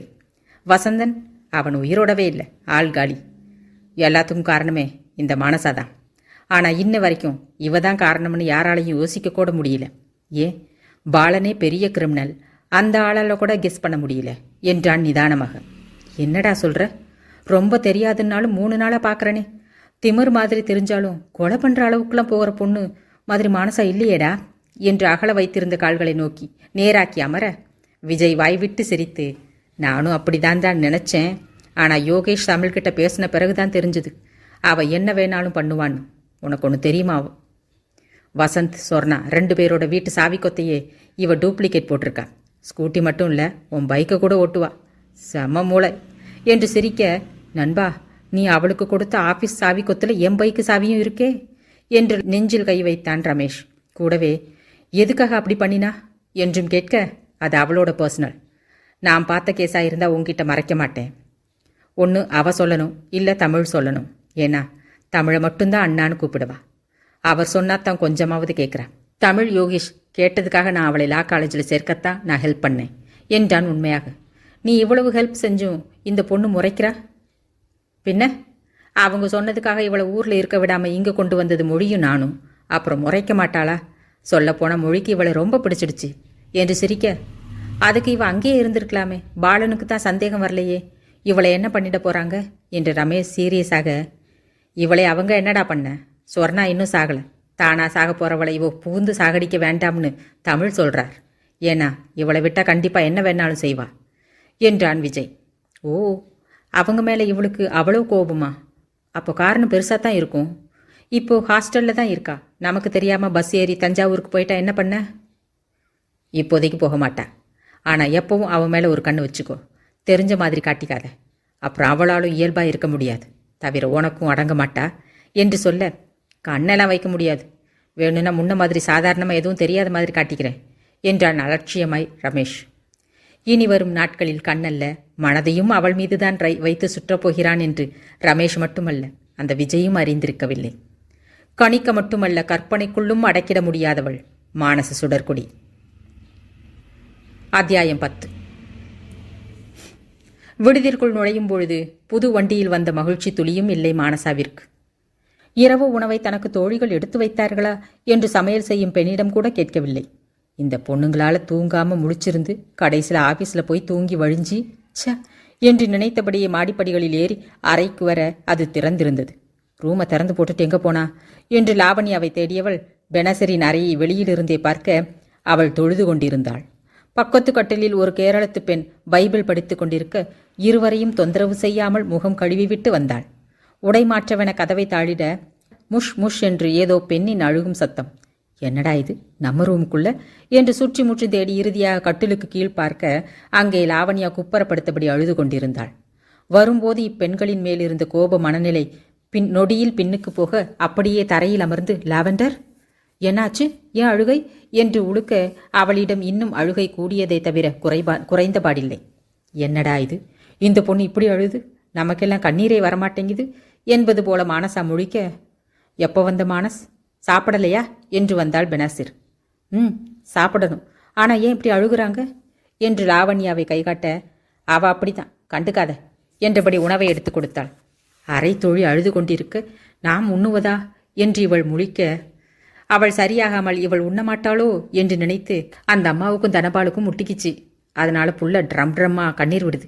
நாம சொன்னாலும் கேட்க மாட்டா, நீ சாப்பிடு என்று சொல்ல உண்ண ஆரம்பித்தாள்.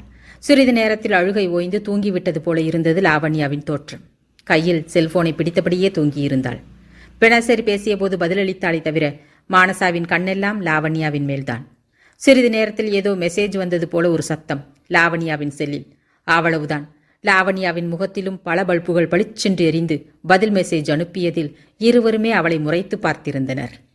ஒரு 1/4 மணி நேரம் கழித்து அவள் கட்டிலுக்கு அடியிலிருந்து வெளியே வர இருவரும் ஒன்று சேர்ந்து, வெளியே வந்த, அவ்வளவுதான் என்று சொல்ல அசட்டு சிரிப்பு சிரித்து, சமாதானம் ஆகிட்டோம் என்று வழிந்து அருகில் வந்து அமர்ந்தாள் லாவண்யா. பாலும் பட்டரும் மிக்ஸ் ஆன எங்களுக்கு என்ன, ஆனால் நீ எங்களை ரொம்ப பாடாப்படுத்துற, வந்து ஒரு நாள் கூட ஆகல, அதுக்குள்ளே என்ன சண்டை என்று பெனாசிர் திட்ட, இவளுக்கு கூட கோபம் வருமா என்பது போல மானசா அவளை பார்க்க, அதுதான் சண்டையே, வந்து ஒரு நாள் தானே ஆச்சு, அதுக்குள்ளே அந்த ஆவின்பால் என்னை மறந்துட்டார், ஒரு மெசேஜ் கூட அனுப்பலை, கேட்டால் பேக்கரியில் பன்னு வேணும், பக்கோடா வேணும்னு ஒரே கூட்டமும் என்று உதடு பிதுக்கி லாவண்யா முறைக்க, அவள் தண்ட பதிலில் இருவருமே வாய்விட்டு சிரித்தனர். அப்புறம் என்று பெனாசிர் இழுக்க, அப்புறம் என்ன, போடான் நல்லா திட்டிட்டு வச்சுட்டேன் என்று உதட்டை சுழிக்க அதில் மானசா புன்னகைக்க, அப்புறம் ஏன் செல்லம் கண்ணு பிதுங்கிச்சு என்றாள் பெனாசிர்.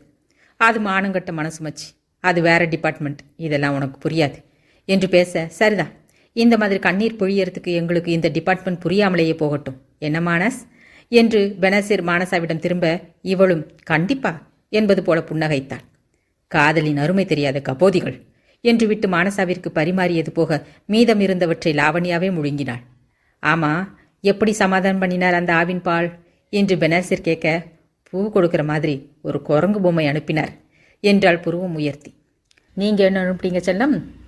நான் கையை விரிச்சு அதை வாங்குற மாதிரி ஒரு குரங்கு படம் அனுப்பினேன் வாட்ஸ்அப்பில் என்று சொல்ல, கேட்டுக்கொண்டே தண்ணீர் குடித்த பெனாசிற்கு நீர் நாசியில் ஏற பெனாசிரும் சிரித்தபடியே இவள் தலையில் தட்ட, இப்பொழுது லாவண்யா இருவரையும் முறைத்து கொண்டே பெனாசிரிடம், மானஸ் தலையில் மட்டுமல்ல முகத்திலையும் தைரியமாக கை வைக்கிறாள் நீதான் என்றாள்.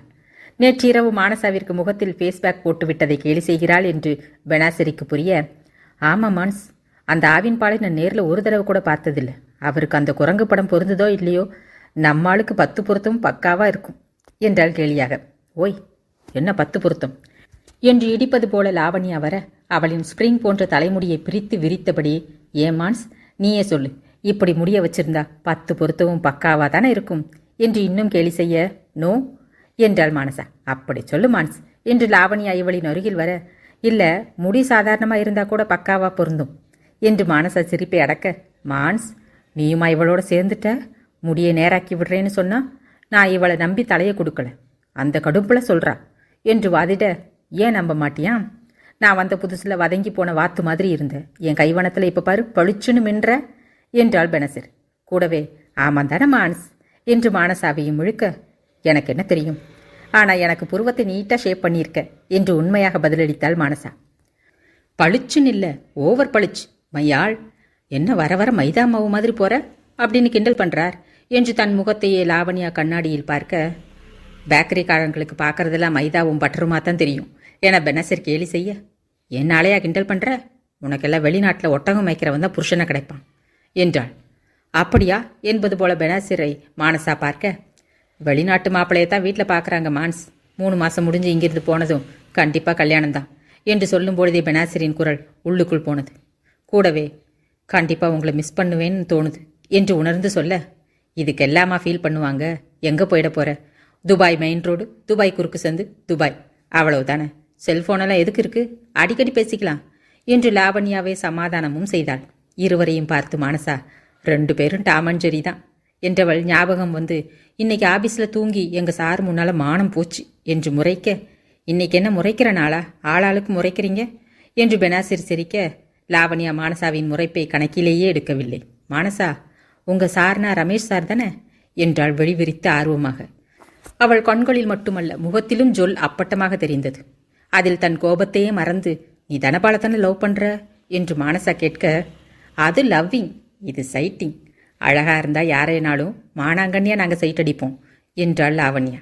அதில் பெனாசிர், நாங்கள் என்னையும் உன்னோட சேர்த்துக்காத என்று விட்டு மானசாவின் பக்கம் திரும்பி, அம்மணி தெருவில் ஒரு நாய்க்குட்டி போனால் கூட பயங்கரமாக சைட் அடிப்பாங்க. கீழ் ஃப்ளோரில் ஒர்க்கிங் உமன்ஸ் இருக்காங்கள்ல, அதில் ஒரு 4 பேர். அவங்களோட இவ கூட்டு. இவங்க பண்ணுற அளப்பறை இருக்கே என கடுப்பாக என்ன என்பது போல மானசா பார்க்க, நைட்டு 10 மணிக்கு மேலே ரூமில் லைட் போடக்கூடாதுன்னு ரூல்ஸ். படிக்கிறவங்க டைனிங் ஹாலில் படிச்சுக்கலாம். ஒரு நாள் 10 மணிக்கு மேலே வந்து, வா கீழே போய் படிக்கலான்னு கூப்பிட்டா. நான் கூட அம்மணிக்கு படிக்கிற பொறுப்பு வந்துருச்சு போலன்னு நினச்சி துணைக்கு போனால், அங்கே எங்களுக்கு முன்னால் அந்த 4 பேர் இருக்கிறாங்க என்றாள் பெனாசிர். அப்புறம் என்று மானசா ஆர்வமாக கேட்க, எல்லோரும் சேர்ந்து வார்டனுக்கு தெரியாமல் திருட்டுத்தனமாக சல்மான் கான் படத்தை பார்க்குறாங்க. என்னையே இழுத்துட்டு வந்தீங்கன்னு கேட்டால், ஹிந்தியில் ஏதாவது டயலாக் புரியலைன்னா விளக்கிறதுக்கான் என்று சொல்லி தலையில் கை வைத்தாள் பெனாசிர். மானசா அதில் சிரிக்க, அது கூட பரவாயில்லை மானஸ், போனா போகுதுன்னு மொழி பெயர்க்கலாம். ஆனால் இவளும் இன்னொருத்தையும் செஞ்சாங்களே ஒரு காரியம் என்று லாவண்யாவை முறைத்துவிட்டு, சல்மான் கான் படத்தில் சண்டை போட்டதும் இதுங்க 2 பேரும் ஓடி போய் டிவியில் அவனை கிஸ் அடிச்சதுங்க என்றாள். நிஜமாவா என்பது போல மானசா லாவண்யாவை பார்க்க, அவள் நாங்கள் தான் அந்த நல்லவங்க என்று தன் விரல்களை கோர்த்து கோர்த்து விடுவித்து கொண்டிருந்தாள். அதாவது பரவாயில்ல, அந்த நேரம் வார்டன் வந்து பார்த்து நாங்கள் மொத்தமாக மாட்டி பனிஷ்மெண்ட்டுன்னு 1 வாரம் ஹாஸ்டல் மொத்தத்தையும் நாங்களே பெருக்கி, மொத்தத்தில் ஹாஸ்டல் முழுக்க எங்கள் பேச்சுன்னு ஆயிடுச்சு என்றாள் மெல்லிய புன்னகையோடு. ஓ, அதன் ஹாஸ்டலில் டிவி இல்லையா என்று மானசா புன்னகைக்க, லாவண்யா, எல்லாத்துக்கும் நாங்கள் தான் காரணம் என்றாள் கூச்சமே இன்றி. கூடவே, சல்மான் கானை விட ரமேஷ் சார் செம என்று வழிய, இந்த விஷயத்தை சல்மான் கான் விசிறிகளுக்கு தெரியாமல் பார்த்துக்கணும் என்று பெனாசிர் கிண்டல் அடிக்க, வயிற்றை பிடித்து சிரித்து கொண்டே, அப்போ தனபால் என்றாள் மானசா. உண்மையில் சிரித்து சிரித்து அவளுக்கு வயிறு வலிப்பது போல இருந்தது. அவர் எனக்கு மட்டும் பேரழகுப்பா, எந்த கம்பேரிசனும் கிடையாது என்று கண்களில் காதல் மின்ன லாவண்யா பேச, சற்று நேரத்தில் நம்ம ஹாஸ்டல் அம்மணி விடுற ஜொல்லு மிதக்க போகுது என்று பெனாசிர் கேலி செய்ய, ரமேஷ் சார் முன்னாடி மட்டுமல்ல, விஜய் சார் முன்னாடியும் தூங்கி வழிஞ்சி என்றாள் மானசா. விஜய் சாருமா? அவர் ஒரு கருப்பு வைரம் என்று லாவண்யாவின் கண்கள் மின்ன, என்ன இது என்பது போல மானசா விழிக்க, நாங்கள் பாரபட்சம் பார்க்காம எல்லாரையும் பார்ப்போம் என்று அவள் அசால்ட்டாக பதிலளிக்க, நீ வேற மான்ஸ், இது அயன் பண்ணுறவன் முதற்கொண்டு வஞ்சனை இல்லாமல் சைட்டடிக்கும். என்ன ஒன்று, எவனுக்கும் அது தெரியாது. கேட்டால் லாவண்யா நல்லவங்கன்னு அவங்களே இவளுக்கு சர்டிஃபிகேட் கொடுப்பாங்க என்றாள் தலையில் அடித்து கொண்டு. அதை விடுங்க, இன்னைக்கு தான் முதல் நாள் காலேஜ் போனீங்க, எப்படி இருந்துச்சு என்று லாவண்யாவிடம் மானசா வினவ, அந்த கொடுமையை ஏன் கேட்குற மான்ஸ், எனக்கு எல்லாம் பேங்க்கில் கூட அக்கௌண்ட் கிடையாது, என்னை போய் பேங்கிங்கில் படிக்க சொல்கிறாங்க என்றாள் நியாயமாய். இப்படியே பேசி பேசி நேற்று போல் தூங்காமல் ஆகிவிடக்கூடாது என்று மானசா படுத்துக்கொள்ள மற்றவர்களும் சத்தமின்றி உறங்கினர். எல்லாமும் மாறிவிட்டது என்பது போல மானசா நினைக்காவிடிலும் எல்லாவற்றையும் தோழிகள் மறக்க வைக்கின்றனர் என்ற உண்மை அவளுக்கு புரியாமல் இல்லை. மறுநாள் சனிக்கிழமை விடிந்ததும் மானசா வழக்கம் போல கிளம்ப, லாவண்யா தான் எழாமல், நீயும் ஆபீஸ் போயிடுவ, பெனசிரும் பார்லர் போயிடுவா, நான் தான் டைம் பாஸ் ஆகாமல் லூசு மாதிரி ஹாஸ்டலுக்குள்ளே சுத்த போகிறேன் என்று உருண்டு கொண்டிருந்தாள். வண்டி இருப்பதால் எளிதாக அலுவலகத்திற்கு மானசா வந்துவிட, அவளுக்கு முன் அங்கிருந்தான் ரமேஷ். நேற்று விஜய் ஏதாவது சொல்லியிருப்பானோ என்பது போல் இவனின் முகத்தை அவள் ஆராய, அப்படி எதுவும் இல்லை அவன் முகத்தில். எப்போதும் போல 2 வார்த்தை பேசினான். சிறிது நேரத்தில் இவள் வேலையில் மூழ்கிவிட, பார்க்க இந்த பொண்ணு விஜய் சொன்ன மாதிரி இல்லையே, இவளா அவ்வளவு கோபத்தையும் அடக்கி அமைதியாக இருக்கிற பொண்ணு என்பது போல ரமேஷ் இவளை ஆராய்ந்து கொண்டிருந்தான். பின்னால் இருந்து தன் முதுகை துளைப்பது போல யாரோ பார்க்கிறார்கள் என்ற உணர்வு மானசாவிற்குள் பெருக, படக்கென்று திரும்பி ரமேஷை பார்க்க, அவன் பொறுப்பாய் கேஸ் கட்டிற்குள் தலை கவிழ்த்திருந்தான். ஏதோ பிரம்ம போல என்று இவளும் திரும்பிக் கொள்ள நேரம் ஓடியது.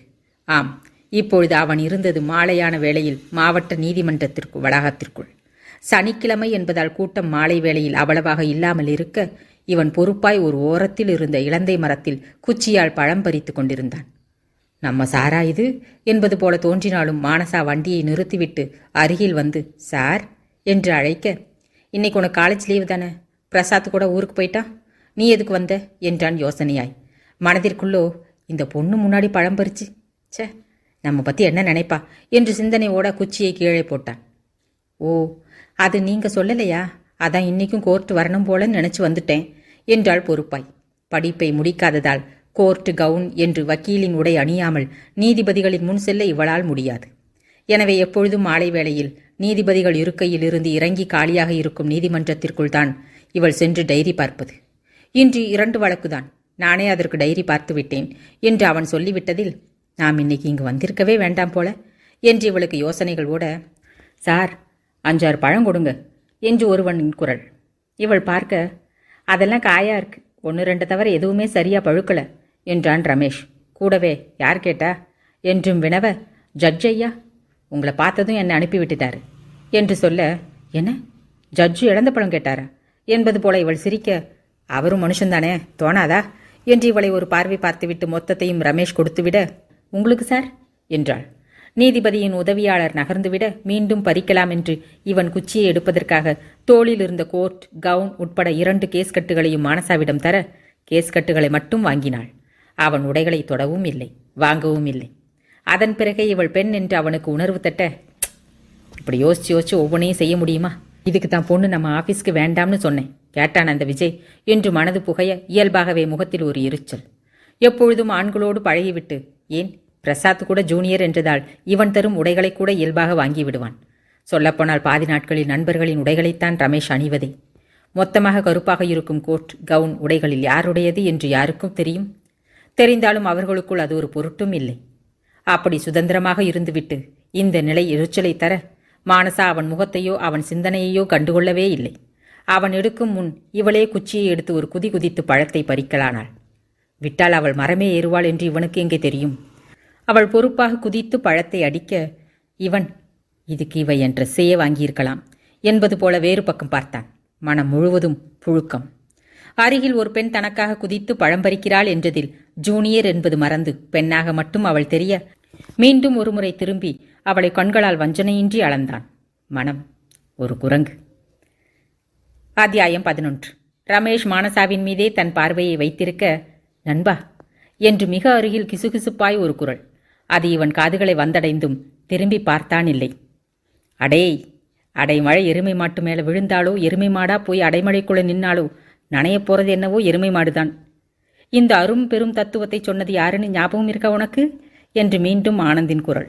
அதில் மெதுவாய் தலையை திருப்பி பார்த்தான் ரமேஷ். கூடவே, அதில் என்னடா உனக்கு டவுட்டு, நான் தான் அது என்றும் கூலாக சொல்ல, சொன்ன நீயே இப்போ என்ன பண்ணிக்கிட்டு இருக்க என்றான் ஆனந்த். வார்த்தைகள் அவன் வாயில் கடிபட்டத்தை கண்டு, சும்மா பார்த்துக்கிட்டு இருந்தேன் என்று இவன் சொல்ல, பார்த்துக்கிட்டு இருந்தியா, அடைமழையை விரிச்சு வேடிக்கை பார்க்குற மாதிரி இருந்த, நான் வந்ததையும் நீ கவனிக்கல என்று திட்டி சுற்றும் முற்றும் ஒரு பார்வை பார்த்துவிட்டு, ஏதோ இன்னைக்கு கூட்டம் இல்லைங்க போய் சரியா போச்சு, வேற யாராவது உன்னை கவனிச்சிருந்தா என்றும் கடிய, இதென்ன வம்பா போச்சு, நான் சும்மா பார்த்துக்கிட்டு தானே இருந்தேன் என்று இவனும் விடாமல் கூறினான். அந்த பொண்ணு நம்ம ஜூனியர் என்று ஆனந்த் சொல்ல, நம்ம ஜூனியரை நாமளே பார்க்கலாமா? நான் ஜூனியரை பார்க்கல, அந்த பொண்ணைத்தான் பார்த்தேன். நானும் நம்ம ஜூனியர் நினச்சி தான் ஒவ்வொரு தடவையும் பேசுகிறேன். அவள் தான் எப்பவும் பொண்ணுன்னு நினைக்க வைக்கிறான். என்ன பண்ண என்று புது விளக்கம் வேறு தர, என்ன பதில்டா இது என்பது போல பார்த்திருந்தான் ஆனந்த். அதற்குள் மானசா இருவரையும் திரும்பி பார்த்துவிட்டு நின்று கொள்ள, அப்பாடா இப்பவாது நின்னாளே என்று இயல்பாய் ஒரு பெருமூச்சு ரமேஷிடம். அதன் பிறகு இவள் கிளம்பிவிட இவர்கள்தான் நின்று பேசிக் கொண்டிருந்தனர்.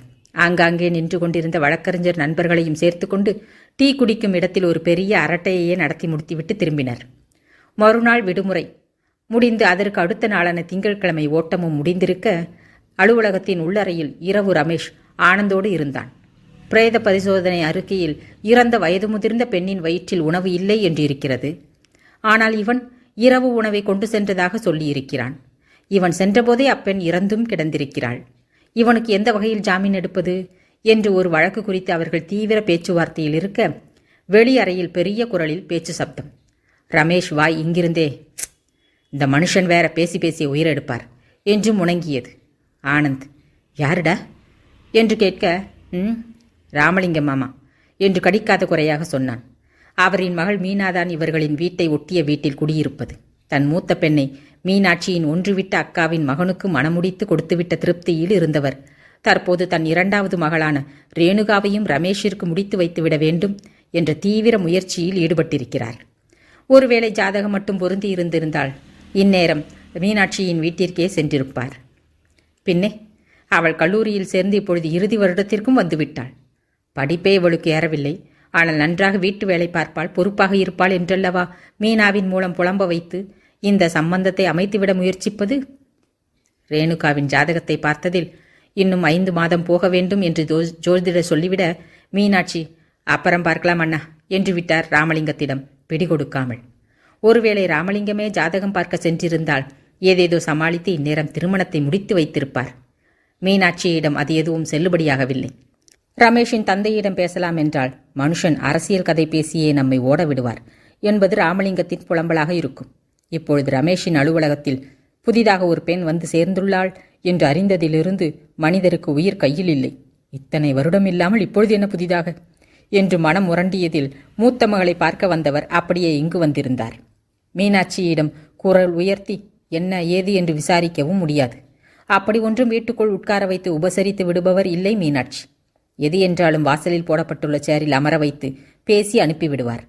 அது வித்தியாசமுகமும் தெரியாது. ஏனெனில் அவரே எந்நேரமும் வெளியில்தான் அமர்ந்து மற்றவர்களுடன் பேசுவார். இவர் ஏதாவது விசாரித்து அது அவன் வேலை சம்பந்தப்பட்டது என்று சொல்லிவிட்டாலும் பரவாயில்லை. என்ன இப்பொழுதே தன் மகனை வேவு பார்க்கிறார் என்று யோசித்து விட்டாள். என்ன செய்வது?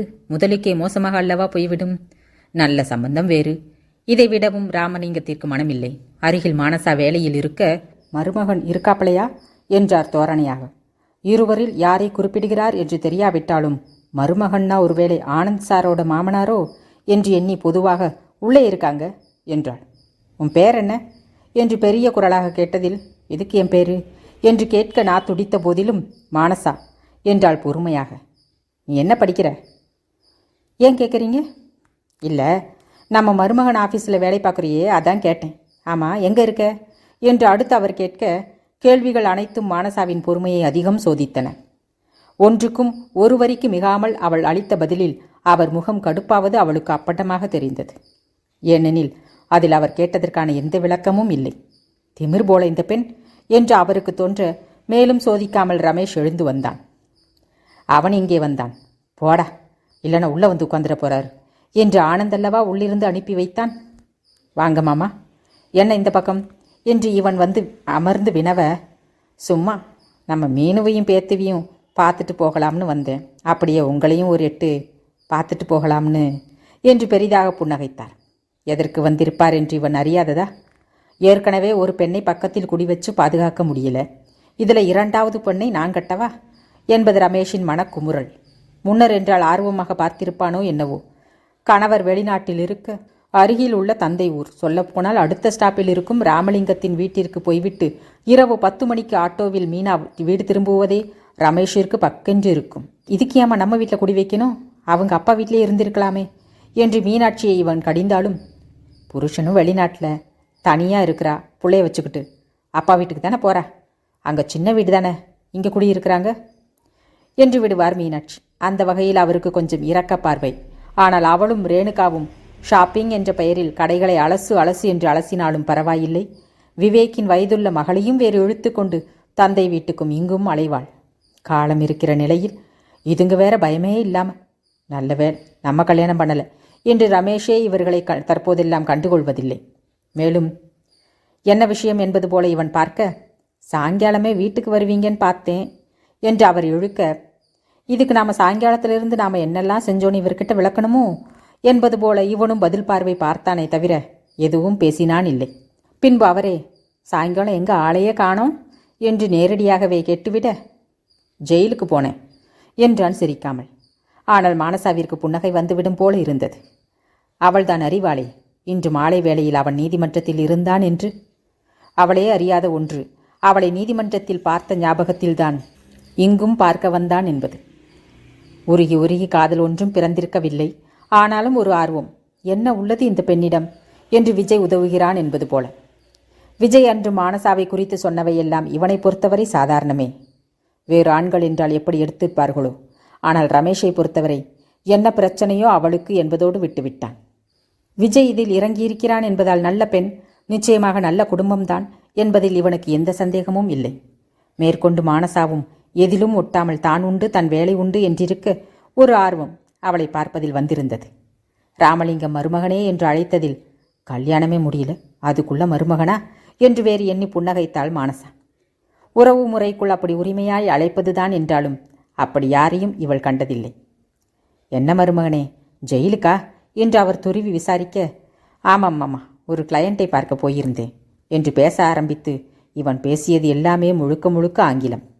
அவருக்கு அது புரிந்ததே தவிர பதிலொன்றும் பேசவில்லை. இவன் ஆங்கிலத்தில் பேச அவர் தமிழில் பதிலளிக்க கிளம்ப நினைத்தவள் என்ன நடக்குது என்பது போல பார்த்திருந்தாள். முன்பு பிரசாந்தே ஒரு முறை ரமேஷிடம், சார், அந்த வக்கீல் என்ன சார் கோர்ட்டுக்கு வெளியே அள்ளி கொண்டே போட்ட பாட்டிக்கிட்ட போய் இங்கிலீஷில் பேசுகிறார், அந்த பாட்டியும் ரொம்ப நேரமாக ஆமாம் ஆமான்னு தலையை உருட்டுது என்று ஒரு முறை சிரித்து கேட்டதில், அவர் எப்பவும் அப்படித்தான், அவரை கிண்டல் பண்ணுறதை விட்டுட்டு நாளை பின்ன நீ எப்படி மற்றவங்க கிட்ட பேசணும்னு அதிலிருந்து கற்றுக்கோ. இங்கிலீஷ்லாம் ஒரு மொழி, அறிவு இல்லை. நமக்கு தெரிஞ்ச அறிவை எல்லாம் புரியாத மொழியில் கிளையண்ட் தலையில் இறக்கக்கூடாது, புரியுதா என்றுதான் பதிலளித்திருந்தான்.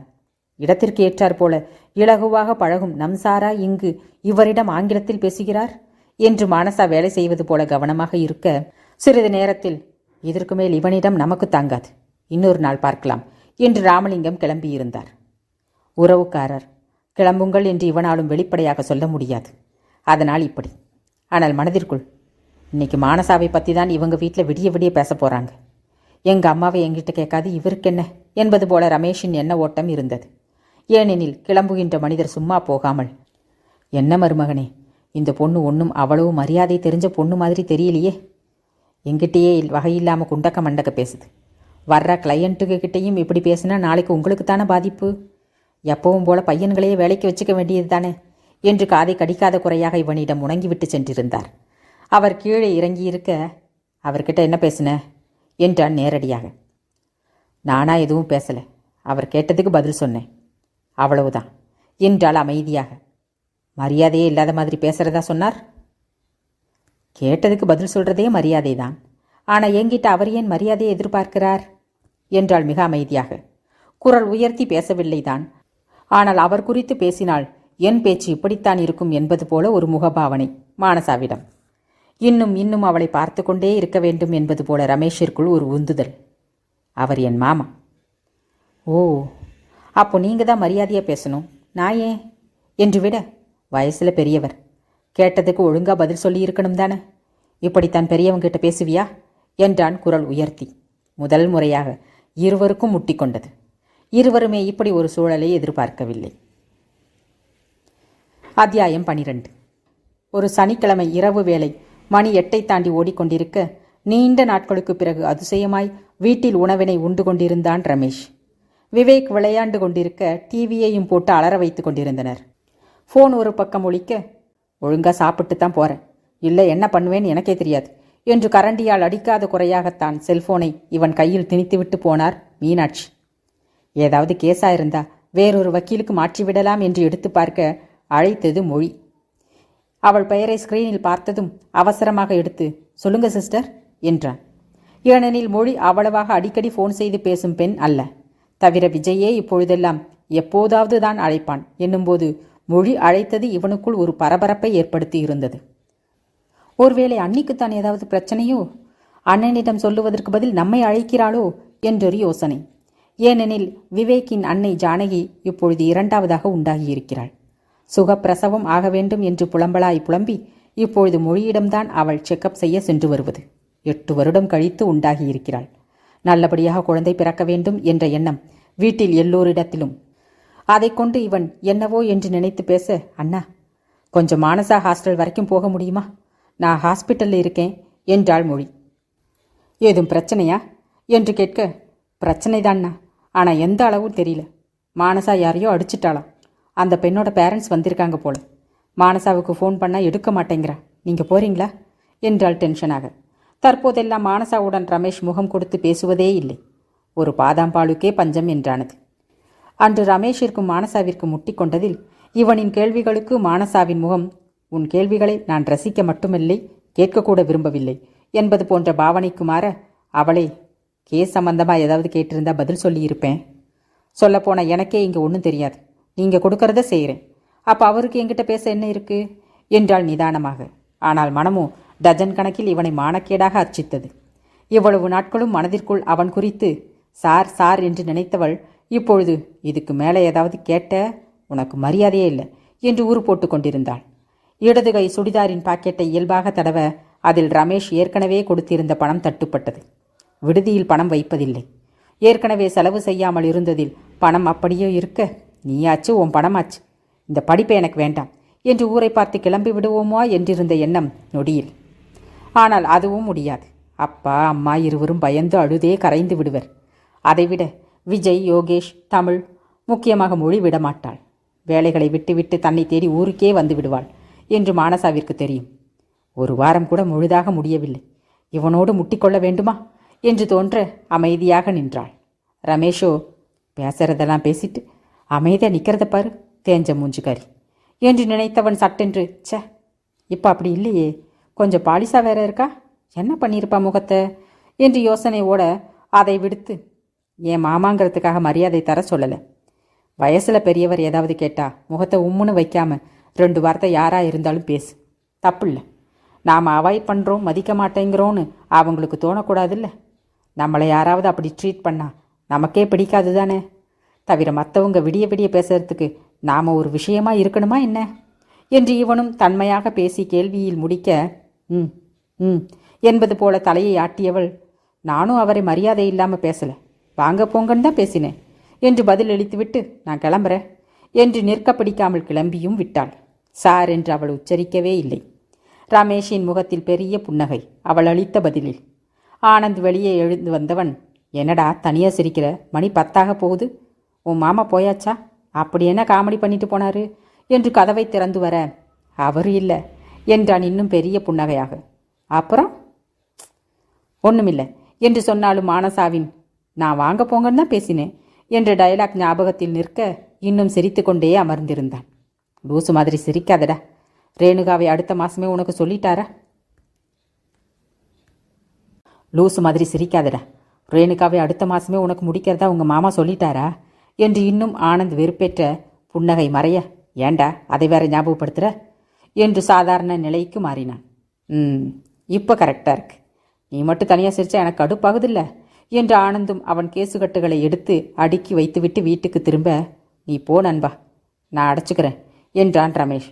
அடைச்சிட்டு வீட்டுக்கு கிளம்பு, தனியாக உட்காந்து சிரிக்காத என்று அவனும் கிளம்பி ஒரு 5 நிமிடம் கழித்துதான் இவன் கிளம்பி கீழே வந்தான். இவனின் பைக்கிற்கு அருகில் இன்னமும் மானசாவின் வண்டி இருக்க, என்ன இன்னும் இவ வீட்டுக்கு போகலையா என்பது போல சுற்றிலும் பார்க்க பாஸ்கர் வேலை செய்யும் டீ கடையில் இவள் நிற்பது தெரிந்தது.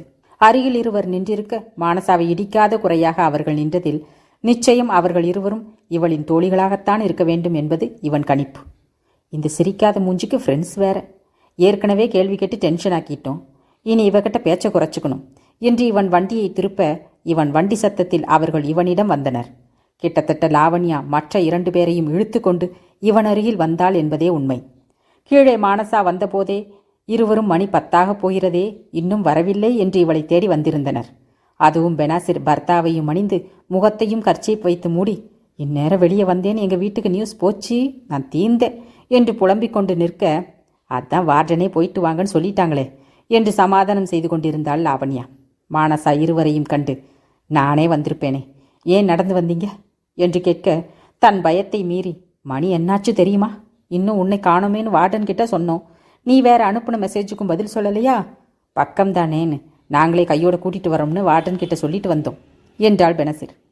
அவன் கடுப்படுத்ததில் இவங்க மெசேஜை எடுத்து பார்க்காம விட்டுட்டனே என்று இன்னும் கூடுதலாக ரமேஷை மானசாவின் மனம் அர்ச்சரிக்க, கொஞ்சம் வேலை அதிகம் என்று மட்டும் பொதுவாக சொன்னாள். கூடவே இப்படி இந்நேரம் வார்டன் எப்படி விட்டாங்க என்றும் கேட்க, உனக்குன்னு சொன்னது விட்டுட்டாங்க, வா வெளியில் வந்ததுக்கு ஏதாவது ஸ்நாக்ஸ் வாங்கிட்டு போகும் என்று லாவண்யா தான் கடைக்கு இழுத்து சென்றிருந்தாள். இப்பொழுது ரமேஷை பார்த்ததும் மானசாவிடம், ஹே அது ரமேஷ் சார் தானே என்று கேட்டபடி தரவென்று இருவரையும் இழுத்து வந்திருந்தாள். அருகில் வந்து குட் நைட் சார் என்று அவள் அடித்த சல்யூட்டில் ரமேஷ் பைக்கோடு கீழே விழாமல் இருந்தது அதிசயமே. அப்படி ஒரு வணக்கம் வைத்திருந்தாள். இவனின் மனம் உள்ளுக்குள், ஆத்தி இது யாரு என அலற, ஏன் இப்படி என்று மற்ற இருவரும் லாவண்யாவை முறைக்க, நாங்கள் மானசா ஃப்ரெண்ட்ஸ் சார், என் பேர் லாவண்யா, இவ பெனாசிர் என்றாள் லாவண்யா பெரிய புன்னகையுடன். ரொம்ப முக்கியம் என்பது போல மானசா வேறு பக்கம் பார்க்க, பாருடா சலிப்பை, இவளை தவிர இவ ஃப்ரெண்ட்ஸ் எல்லாம் நல்ல மாதிரி தான் போல என்று நினைக்க மட்டுமே முடிந்ததே தவிர மானசாவின் மேல் நிலைத்த பார்வையை சில வினாடிகள் கழித்தே விளக்க முடிந்தது ரமேஷால். மேலே சற்று முன்பு கண்ட சிடுசிடுப்பு முகம் இல்லை அவளிடத்தில். லாவண்யா இவன் உயரத்திற்கு சுருள் முடியோடு இருக்க, பெனசிர் அவளின் தோளிற்கு இருக்க, அவர்களின் அருகில் மானசா இப்பொழுதுதான் முழுக்கென்று வளர்ந்த பெண் போல் தெரிந்தாள் இவனின் கண்களுக்கு. தவிர தெருவிளக்கின் வெளிச்சத்தில் அவள் இன்னும் பளிச்சென்று தெரிந்ததில், நாம உரியுரி சைட்டடிக்கிற அளவுக்குலாம் இவளுக்கு சீன் இல்லை என்று இவனாக மனமடக்கி முகம் திருப்பினான். அவர்கள் இவனையே பார்த்திருந்ததில், எந்த இயர் என்றான் லாவண்யாவிடம். 4th year. சரி கிளம்புங்க லாவண்யா, ரொம்ப லேட் ஆயிடுச்சு என்று இவன் பைக்கில் சென்றிருந்தான். அச்சோ, ரமேஷ் சார் என் பேரை சொன்னார் கேட்டிங்களா? செம்ம இல்லை? ஐயோ, அவர் பேண்ட்டும் ஷர்ட்டும் என்று லாவண்யா கன்னத்தில் கை வைத்து உருகி ஜொல் ஊற்றியதில், எதுக்கடி என் பேரை சொன்ன என்று பெனாசிர் கழுத்தை நெரிக்க, கருப்பு பேண்ட்டு ஒயிட் ஷர்ட், இதுதான் டெய்லி, இந்த யூனிஃபார்ம் கண்டு உருகள் வேற என்று மானசாவும் கடுப்பாக, மச்சி கழுத்தை நெரிக்காது, அப்புறம் என் ஆவின்பால் ஃபோனில் வேறு யாரோ பேசுகிறாங்கன்னு என் கூட சரியாக பேசாமல் போயிட போகிறார் என்று பெனாசிரிடம் கெஞ்சிவிட்டு, அவர் கலராக இருக்கிறதுக்கும் அதுக்கும் இந்த ட்ரெஸ்ஸு கூட சூப்பராக இருக்கிறது தானே மான்ஸ், தாடி 2 நாள் ஷேவ் பண்ணலையோ என்று வழிந்தாள் லாவண்யா. ஆமாம் லாவண்டர், நீங்கள் என்னை கூப்பிட வந்தீங்களா இவரை பார்க்க வந்தீங்களா என்று மானசா சந்தேகமாக கேட்க, சேச்சே அவரை பார்த்துட்டு அப்படியே உன்னை கூட்டிகிட்டு போகலாம்னு வந்தேன் என்றாள் லாவண்யா. இவளை விட்டா ரமேஷ் சார் வீடு வரைக்கும் ஒரு வாக் போயிட்டு வரலாம் வான்னு கூப்பிடுவா, நீ வண்டியை எடு என்று பெனசிர் சொல்ல, அப்படி ஏதாவது சொன்னாங்கன்னா நடந்தே ஹாஸ்டலுக்கு வரட்டும் என்று மானசாவும் முறைத்து கொண்டே வண்டியை கிளப்ப, ரசனை கிட்ட ஜென்மம்ஸ் என்று புலம்பி இருவருக்கும் நடுவில் அமர்ந்து வந்தாள் லாவண்யா. அதோடு மானசாவிடம் பேச்சை நிறுத்தியது ரமேஷ். நேரடி பேச்சென்று எதுவும் இல்லை. பிரசாந்த் நன்றாக வேலை பழகியிருக்க சனிக்கிழமைகளிலும் அவன் ஊருக்கு செல்லாமல் இங்கு இருந்தான். மானசா அவள் வேலைகளை அவள் செய்தாள். டைப் செய்ததில் ஏதேனும் திருத்தம் என்றால் மட்டும் அதில் குறித்து கொடுத்தான். இப்படியே 3 மாதங்கள் கடந்தும் விட்டிருந்தன. இன்று மொழி அழைத்து கேட்டதில், விஜய் எங்கம்மா என்றான். இருந்தால் அவனை போகச் சொல்லலாமே என்று. இப்போதான் அப்பா கிட்ட பேசினேன், அவர் வீட்டுக்கு வரலையாம், வந்தாலும் போக லேட்டாகிடும், ஒரு 1 ஹவரில் வந்துடுறேனா என்றாள் உறுதியாக. கண்டிப்பாக போகணுமா என்று கேட்க, நான் வந்த பிறகு கூட பேசலான்னா, ஆனால் அடிப்பட்ட பெண்ணோட பேரண்ட்ஸும் வந்திருக்காங்களாம், மானசா மட்டும் தனியாக இருந்தால் சரிப்படாதுல்ல, அதான் என்று யோசனையாக. அந்த ஆள் அண்டாத பிசாசுக்காக போகணுமா என்று மனம் முரண்டிய போதிலும் மொழியின் குரலுக்காக, சரிம்மா என்றான். மீனாட்சி அடுத்த ஈடு இட்லியை எடுத்துக்கொண்டு எந்திரிச்சிராதரா என்று சொல்லிக்கொண்டே வெளியே வந்து பார்க்க தட்டு மட்டுமே இருந்தது. ரமேஷ் இல்லை. பறந்திருந்தான் மானசாவின் விடுதிக்கு. அத்தியாயம் 13. பறக்காத குறையாக ரமேஷ் விடுதியை வந்தடைந்திருக்க, உள்ளே நுழைந்ததுமே போடப்பட்டிருந்த இருக்கைகளின் வரிசையில் கடைசியாக ஒரு ஓரமாக அமர்ந்திருந்த மானசாதான் கண்ணில் தென்பட்டாள். அருகில் சென்று ஒரு சேர் விட்டு அமர்ந்தான் இவன். அழுகிறாளோ என்று பார்க்க அப்படி ஏதுமில்லை அவள் முகத்தில். ஆனால் சோர்வு, தனிமை போல வெறிச்சென்று தெரிந்தாள். இவனும் என்னவென்று கேட்கவில்லை. தன்னைத்தான் பார்க்க வந்திருக்கிறான் என்று தெரிந்தும் அவளும் அழுது புரண்டு எதுவும் விளக்கிட முனையவில்லை. பார்த்ததும் எழுந்து நின்றவள் பின் அமைதியாக அமர்ந்து கொண்டாள். உள்ளுக்குள் மனம் அடித்து கொண்ட போதும் ஒரு மௌனம் இருவருக்கும் இடையில். அவள் பேசாததில் இவனே, உன் செல்போன் எங்க என்று மௌனம் கலைத்தான். அது மேலே ரூமில். மொழி உன்னை விடாமல் ஃபோன் பண்ணியிருக்காங்க, நீ எடுக்கலைன்னதும் என்னை அனுப்பி வச்சாங்க என்றான் தன்னிலை விளக்கமாக. ஓ, வார்டன் கூப்பிட்டதா சமையல் செய்கிற பொண்ணு வந்து சொன்னதும் நான் அப்போவே கீழே வந்துட்டேன் என்று பதிலளித்தபடி எழுந்து கொள்ள, எங்கே போகிற? செல்லை எடுக்க வேண்டாம், கொஞ்ச நேரத்தில் மொழியை வந்துடுவாங்க என்றான். அவள் அமைதியாக அமர்ந்து கொள்ள உள்ளே வார்டன் அறையில் பெரிய பெரிய சத்தங்களாய் இவன் காதை கிழித்தது. சுற்றுமுற்றும் எந்த பெண்களும் தென்படவில்லை. பிரச்சனை என்றதும் சீக்கிரமே அனைவரையும் தூங்கச் சென்று சொல்லியிருந்தார் வார்டன். அதனால் இந்த சத்தங்கள், உங்களை நம்பித்தானே இங்கே விட்டிருக்கோம், நீங்கள் என்ன அவள் பேரில் தப்பு இருக்காதுன்னு சொல்கிறீங்க, மன்னிப்பு கேட்க மாட்டாளா அவ, நீங்கள் விடுங்க சிஸ்டர், அவளை என்ன பண்ணுறோம்னு என்று பெரிதாக கேட்டது. என்ன நடந்துச்சு என்று இவன் கேட்க ஒரு தயக்கம் அவள் முகத்தில். அவள் அமைதியாக இருக்க, வார்டன் வெளியே வந்து என்கிட்ட பேசினா என்ன சொல்கிறாங்கன்னு புரியணுமே, அதுக்காகவாவது சொல்லு. ஏன்னா மொழி வர்ற வரை நீ என் பொறுப்பு, எதுவும் சொல்லலைன்னா நீ என் பொறுப்பில்லேன்னு மற்றவங்களுக்கு புரிஞ்சிடும் என்றான் தன்மையாக. சீலான்னு ஒரு பொண்ணு, எங்கள் காலேஜ் தான். அவளும் புதுசாக வந்த என் ரூம்மேட் வர்ணாவும் ஃப்ரெண்ட்ஸு. அவள் வேற காலேஜ். 2 பேரும் இன்றைக்கி ஒரு மாலில் பிரசாத்தை பார்த்துருக்காங்க. சீலாவை அவருக்கு தெரியுங்கிறதால பேசியிருக்காங்க போல என்றாள். அப்புறம் வர்ணா என் ரூம்மேட்டாக வந்து 1 மந்த் ஆகுது. நான் சரியாக பேசினதில்லை. வர்ணாவுக்கு நிறைய பாய் ஃப்ரெண்ட்ஸ். பிரசாத் கிட்ட மானசாவும் நீங்களும் க்ளோஸா, ஒரே ஆஃபீஸ், உங்களுக்குள்ள லவ்வோ அப்படி இப்படின்னு ரொம்ப பேசியிருக்கா. வர்ணா அதை என்கிட்டயே வந்து சிரித்து சொல்கிறா என்று முகத்தை கடினமாக வைத்து. நீ என்ன செஞ்ச? உனக்கு அவர்கிட்ட பேசணும்னா என்ன வேணுனாலும் பேசிக்கோ, என்னையே இழுத்தேன்னு சத்தம் போட்டேன். என்ன சொன்னா? உன்னை பற்றி பேசினா ஒருவேளை இன்ட்ரெஸ்ட் அதிகமாகி என்கிட்ட இன்னும் கொஞ்ச நேரம் பேசுவான்னு நினச்சேன். அதே மாதிரி அவனும் ரொம்ப நேரம் பேசினான்னு அசால்ட்டாக சொல்கிறா. சீலாவும் எதுவும் கேட்காம சிரிச்சுக்கிட்டே வேடிக்கை பார்க்குறா என்றாள். அது கடிச்சியா? இல்லை என்று வேறு பக்கம் பார்த்தாள். மேற்கொண்டு சொல்ல விரும்பவில்லை என்பதை அவள் முகத்திருப்பல் அப்பட்டமாக விளக்கியது. இங்கே என்ன பார், எதுனாலும் சங்கடப்படாமல் சொல்லு என்று இவன் குரல் உயர்த்த, நீங்கள் எல்லோரோடவும் மரியாதையாக பேசணும்னு சொல்லுவீங்க. உங்களோட அன்னைக்கு நான் பேசினதில் இருந்து நீங்கள் என்கிட்ட சரியாக பேசலை. இப்போ பேசி என அவள் தயங்கி பின் அன்னிக்கிட்ட பேசிக்கிறேன் என்றாள். இப்போ எதுக்கு அது? சரியாக உன்னோட பேசலை தான். ஆனால் நீ டெய்லி ஆஃபீஸ் வரேன்னு எனக்கு தெரியும் தான் என்றான் கண்டிப்புடன். மேலும் எனக்கு கூட பிறந்த அக்கா தங்கச்சி யாரும் இல்லை. அண்ணி இருக்காங்க, அவங்களும் வேறு வீட்டில் தனியாக இருக்காங்க. ஸோ பொண்ணுங்க அவ்வளவா க்ளோஸ் இல்லை. அம்மா மட்டும்தான் பக்கத்தில். அவங்களும் நான் ஏதாவது பேசினா 4 கத்துவாங்களே தவிர உடனே பதில் பேசிடுவாங்க என்றான் நீளமாக. அதில் நீ ஏன் என்னிடம் வந்து பேசவில்லை என்று கேள்வி இருக்க, நானா போய் யார்கிட்டையும் ஃப்ரெண்டாக்கினதில்லை என்று சங்கடமாக வேறு பக்கம் பார்த்தாள். மனம் முழுக்க விஜய் உன்னை நம்பிவிட்டா, நீ இவளை எந்த லட்சணத்தில் இப்படி தள்ளி வச்சிருக்க என்று முரண்ட, பெண்களோட பழகினது இல்லைதான், ஆனால் என்னன்னு சொன்னால் புரிஞ்சுக்கிற அளவுக்கு எனக்கும் கொஞ்சம் அறிவு இருக்கு, நீ சொல்லு என்றான் சிறு புன்னகையுடன். அப்புன்னகையோ நீண்ட நாட்களுக்கு பின் அவனாக வந்து பேசியதோ தனிமையாக இருந்த இவளுக்குள் ஆறுதலை தர, புரிஞ்சுக்க மாட்டீங்கன்னு நினைச்சி நான் சொல்ல தயங்கலை என்று சிறு முறைப்புடன் ஒரு பார்வை பார்த்தாள். ரமேஷின் புன்னகை இன்னும் கொஞ்சம் விரிவது பக்கவாட்டில் தெரிய, வர்ணாவை நான் திட்டி கை கூட ஓங்கினேன், ஆனால் அடிக்கலை. இனி இப்படி என்னை எதிலும் பேசாதேன்னு ரூமை விட்டு வெளியே போக சொன்னேன். அப்போது அவனே இல்லைன்னா ரமேஷ் சாரை லவ் பண்ணுறியா? அவர் பக்கத்தில் இருக்கிற ஒரே பொண்ணு நீதானாமே. லாவண்யாவே உருகுன்னு உருகுவான்னு கேள்விப்பட்டேன். நீ பார்க்க மாட்டியா என்ன அப்படின்னு நக்கலாக பெருசாக கத்திட்டா. இன்னும் கொஞ்சம் பேசினா பக்கத்து ரூம் பொண்ணுங்க கூட எட்டி பார்த்தாங்க. இத்தனை மாதத்தில் யாரும் பேசலைன்னா கூட நான் கவலைப்பட்டதில்லை. ஆனால் அவங்க வேடிக்கை பார்த்தது சுத்தமாக பிடிக்கலை. கோபமும் அடக்க முடியல. ஒரு வேகத்தில் கன்னத்தில் அடிச்சிட்டேன். அவளா தடுமாறி திறந்திருந்த ஜன்னல் கதவுல போய் முட்டிக்கிட்டா. இன்னொரு கன்னத்துலேயும் கீரல் நீளமாக விழுந்துருச்சு. ரத்தம் ஒழுகலை, ஆனால் பெரிய கோடா ரத்தம் இருக்கு என்றாள் முழுமையாக. கேட்ட இவனுக்கு அவள் அடித்தது கூட பெரிதாக தெரியவில்லை. என்ன பிரச்சனை, என்னை கொண்டா என்று பார்த்திருந்தான். ஒரு வழியாக சொல்லிவிட்டதில் ஆசுவாசப்பட்டு இவனின் முகம் பார்த்து, சொல்ல வேண்டான்னு நினச்சேன், என்னை கட்டாயப்படுத்தி உங்களையும் சேர்த்து பேசிட்டான். அந்த மாதிரி எனக்கு எதுவும் இல்லை என்று சொல்ல இவன் முகம் எந்த உணர்ச்சிகளையும் காட்டவில்லை. தெரியும் என்றான் ஒற்றை வார்த்தையில்.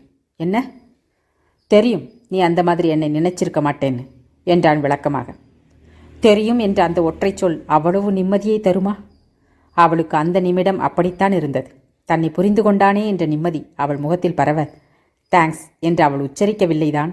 ஆனால் கண்கள் அதைத்தான் அவனிடம் மௌனமாக சொல்லியது. எத்தனை மாதங்களாய் பார்க்கிறான், இவளை தெரியாதா? மேற்கொண்டு என்ன பேசவென்று பிரசாந்த் கிட்ட ஏன் இப்படி தேவையில்லாமல் பேசினா? அவன் என்ன நினைச்சானோ என்று இவனாக வாய்விட, என்ன வேணுனாலும் நினச்சிக்கிட்டு போகட்டும், எனக்கு ஒன்றும் இல்லை என்றாள் பட்டென்று. உன்னை பற்றிய பேச்சில்தான் அவளை அடித்தது. அதை கொண்டு நீ என்னை தவறாக நினைக்கவில்லை. மற்றவர்கள் என்ன நினைத்தால் எனக்கென்ன என்ற அர்த்தத்தில் அவள் கூற, ஓ அப்போ நான் தப்பா நினைச்சா உங்களுக்குள்ள கவலை வருமா என்று இயல்பாகவே அவன் மனம் எம்பி குதித்தது. மானசாவிற்கு இவனின் மேல் நம்பிக்கை பிறந்திருக்க, இவனுக்கு அவளின் மேல் ஆர்வத்திற்கும் மேலான ஏதோ ஒன்று பிறந்திருந்தது. அப்படியே பக்கவாட்டில் இதுவரை கவனிக்காத அவளின் உடையை பார்த்தான். நைட் பேண்ட் ஷர்ட்டில் இருக்க தோல் வரை இருந்த முடியை மொத்த கிளிப்பில் அடக்கியிருந்தாள். இப்படியே நாம் முதலாக பார்த்த மொழிதான் இவ. என்ன புடவைதான் கட்டலை என்று தோன்ற, புடவை கட்டினால் எப்படி இருப்பாளாம் என்றும் தானாகவே சிந்தனை தரிகட்டு ஓடியது. அச்சிந்தனையில் முடிவில் புடவையில் மானசா அழகாக தெரிந்தாள். சில வருடங்களுக்கு முன்பு வரை பார்க்கும் பெண்களின் உடையில் நன்றாக இருக்கிறதே என்று ரசித்திருக்கிறான் தான். அதை அவர்களிடமோ நண்பர்களிடமோ உடனே சொல்லி பல்பும் வாங்கியிருக்கிறான் ஏராளமாக. எப்பொழுதும் விஜய் அருகில் டெரர் பீஸாக இருக்க எந்த பெண் தான் இவர்களிடம் வந்து பேசுவாள்? அவனின் புண்ணியத்தில் இவனுக்கு சிங்கிளாகவே இருக்க பழகியும் விட்டது. ஏன் கடந்து போன நிமிடம் வரையும் அப்படித்தானே இருந்தது? இப்படி இதை உடுத்தினால் இவளுக்கு எப்படி இருக்கும் என்ற அளவிலெல்லாம் சிந்தனை யாரின் பின்னாலும் போனதில்லையே என்று மனம் வியர்க்க பாக்கெட்டில் இருந்த கர்ச்சீப்பை எடுத்து வியர்க்காத முகத்தை துடைத்தான். அணிந்திருந்த வெள்ளை முழுக்கை சட்டையின் கை பட்டன்களை கழற்றி மடித்து விட்டான். பேண்டிற்குள் இன் செய்ததை கூட எடுத்து விட்டிருப்பான். அருகில் இவளிருக்க அப்படியே இருந்தான். காற்றுக்கென்ன பஞ்சமா இந்த அறையில்? வெளியே போய் நிற்போமா என்றொரு புழுக்கம் மனதில். மானசா இவன் மேல் உண்டான நம்பிக்கையில் சங்கடமில்லாமல் இவனின் முகமே பார்த்திருக்க என்ன பேசவென்று தெரியாமல் இவனும் அவளை நேராக பார்த்த நிமிடத்தில் வார்டன் வெளியே வந்திருந்தார். ரமேஷிடம் வாங்க என்றவர் மானசாவிடம் திரும்பி, ஒரு சாரி தானே கேட்டுட என்று சொல்ல, முடியாது சிஸ்டர் என்றாள் தீர்க்கமாக. இரு, நான் பேசுகிறேன் என்று விட்டு, என்னை தெரியுமா என்று ரமேஷ் அவர்களிடம் கேட்க, பார்த்ததில்லை, ஆனால் கேள்விப்பட்டிருக்கிறேன். லாவண்யா சொல்லியிருக்கா. மொழியும் நீங்கள் வருவீங்கன்னு சொன்னாங்க என்றார். கூடவே, ரத்தம் பெருசா வரலைனாலும் கீரல் நீளம் என்று சொல்லிக் கொண்டிருக்க வர்ணாவின் பக்கமுள்ள 2 ஆண்கள் 3 பெண்கள் என உள்ளே இருந்த அனைவரும் வெளியே வந்தனர். என்ன கீரலா? முகம் வீங்கியிருக்கு. இப்படி அடித்தவகிட்ட போய் இன்னும் பேச்சுவார்த்தை நடத்துறீங்க? நான் கவனிச்சுக்கிறேன். இதே முகத்தை அவ மாதிரியும் ஆக்குறேன் என்று அவளின் அண்ணன் கத்த, எத்தனை தடவை சொல்கிறது, உங்கள் வீட்டில் எல்லாம் வந்துட்டீங்க, மானசா பக்கம் இன்னும் ஆள் வருவாங்க, வந்ததும் பேசிக்கலாம். பொறுமை இல்லைனா உங்கள் பொண்ணை கூட்டிகிட்டு போங்க என்று வார்டன் கொஞ்சம் சத்தமாக பேச, இவளை நீ ஏண்டா கவனிக்கிற? முடிஞ்சா ஏன் முகத்தை ஆக்கு என்று எழுந்து நின்றான் ரமேஷ். இவன் அணிந்திருந்த கருப்பு வெள்ளை உடையில் அவன் கொஞ்சம் தயங்க, நான் எதுவுமே பேசலைன்னா இவளுக்கு சீலா கூட நான் பழகியதில் கடுப்பு, அதான் மொத்தமாக அடிச்சுட்டான் என்று வர்ணா அவளின் அண்ணனிடம் கண்ணை கசக்க, ஏய் பொய் பேசாத, தெரியாமல் பட்ட காயத்துக்கே வருத்தப்பட்டேன், இனிமே யோசிக்காம காயமாக்குவேன் என்று முன்னேறி அவளின் முன் போனாள் மானசா. வார்டன் இவளை பின்னால் இழுக்க அவளின் அண்ணன் ரமேஷைத்தான் பார்த்திருந்தான். ஏனெனில் இவன் அவனைத்தான் பார்த்திருந்தான். கூடவே, மானசா பொய் சொல்ல மாட்டா என்றும் சொல்ல அவனின் வீட்டு பெண்கள் கத்தினார்களோ தவிர மானசா அப்படியே அடங்கி போனாள். காதலில் அடங்குவதில்லை, காதலிப்பதில் அடங்குவதில்லை. நம்பிக்கையை உணரும் தருணத்தில் நிம்மதியும் சேர்ந்து வந்து ஒட்டிக்கொள்கிறதோ? அதை உணர்ந்து அமைதியாகுகிறார்களோ? அதுதான் அடக்கம் என்ற வரையறைக்குள் வருகிறதோ? என்னவோ, ஆனால் பெண்ணின் முதல் தேவை நம்பிக்கை. அதை அவள் மேல் நீ வைக்காத போது எதிலும் அவள் உன்னிடம் அடங்கி விடுவதும் இல்லை, அங்கீகரிப்பதும் இல்லை. அதுவரை நீ எந்த உறவு வரையறைக்குள்ளும் வராத அந்நியனே. இதோட 2ஆம் பாகம் முடிஞ்சது. இப்போ நீங்கள் கேட்டு ரசித்த இந்த பாகத்தோட தொடர்ச்சியாக அடுத்த பாகத்தையும் கேட்கணும்னு நினச்சிங்கன்னா ஸ்க்ரீனில் தெரிகிற கிளிப்பை நீங்கள் கிளிக் பண்ணால் போதும், அடுத்த பாகத்துக்கு போயிடும். அப்படி இல்லை அப்படின்னா கீழே டிஸ்கிரிப்ஷனில் லிங்க் கொடுத்துருப்பேன், நீங்கள் அதுலேயும் பார்த்துக்கலாம். இனிமேல் தினமும் சாயந்தரம் 5 மணிக்கு என்னோடய காணொளிகளை நீங்கள் எதிர்பார்க்கலாம். சப்ஸ்கிரைப் பண்ணிட்டீங்கன்னாலோ இல்லை பெல் பட்டனையும் தட்டி விட்டுட்டீங்க அப்படின்னாலோ டெய்லி சாயந்தரம் 5 மணிக்கு என்னோடய நோட்டிஃபிகேஷன் உங்கள் யூடியூப் பட்டனை தட்டும். நீங்கள் கரெக்டாக நோட் பண்ணி பார்த்துக்கலாம், கேட்டுக்கலாம். நன்றி, வணக்கம்.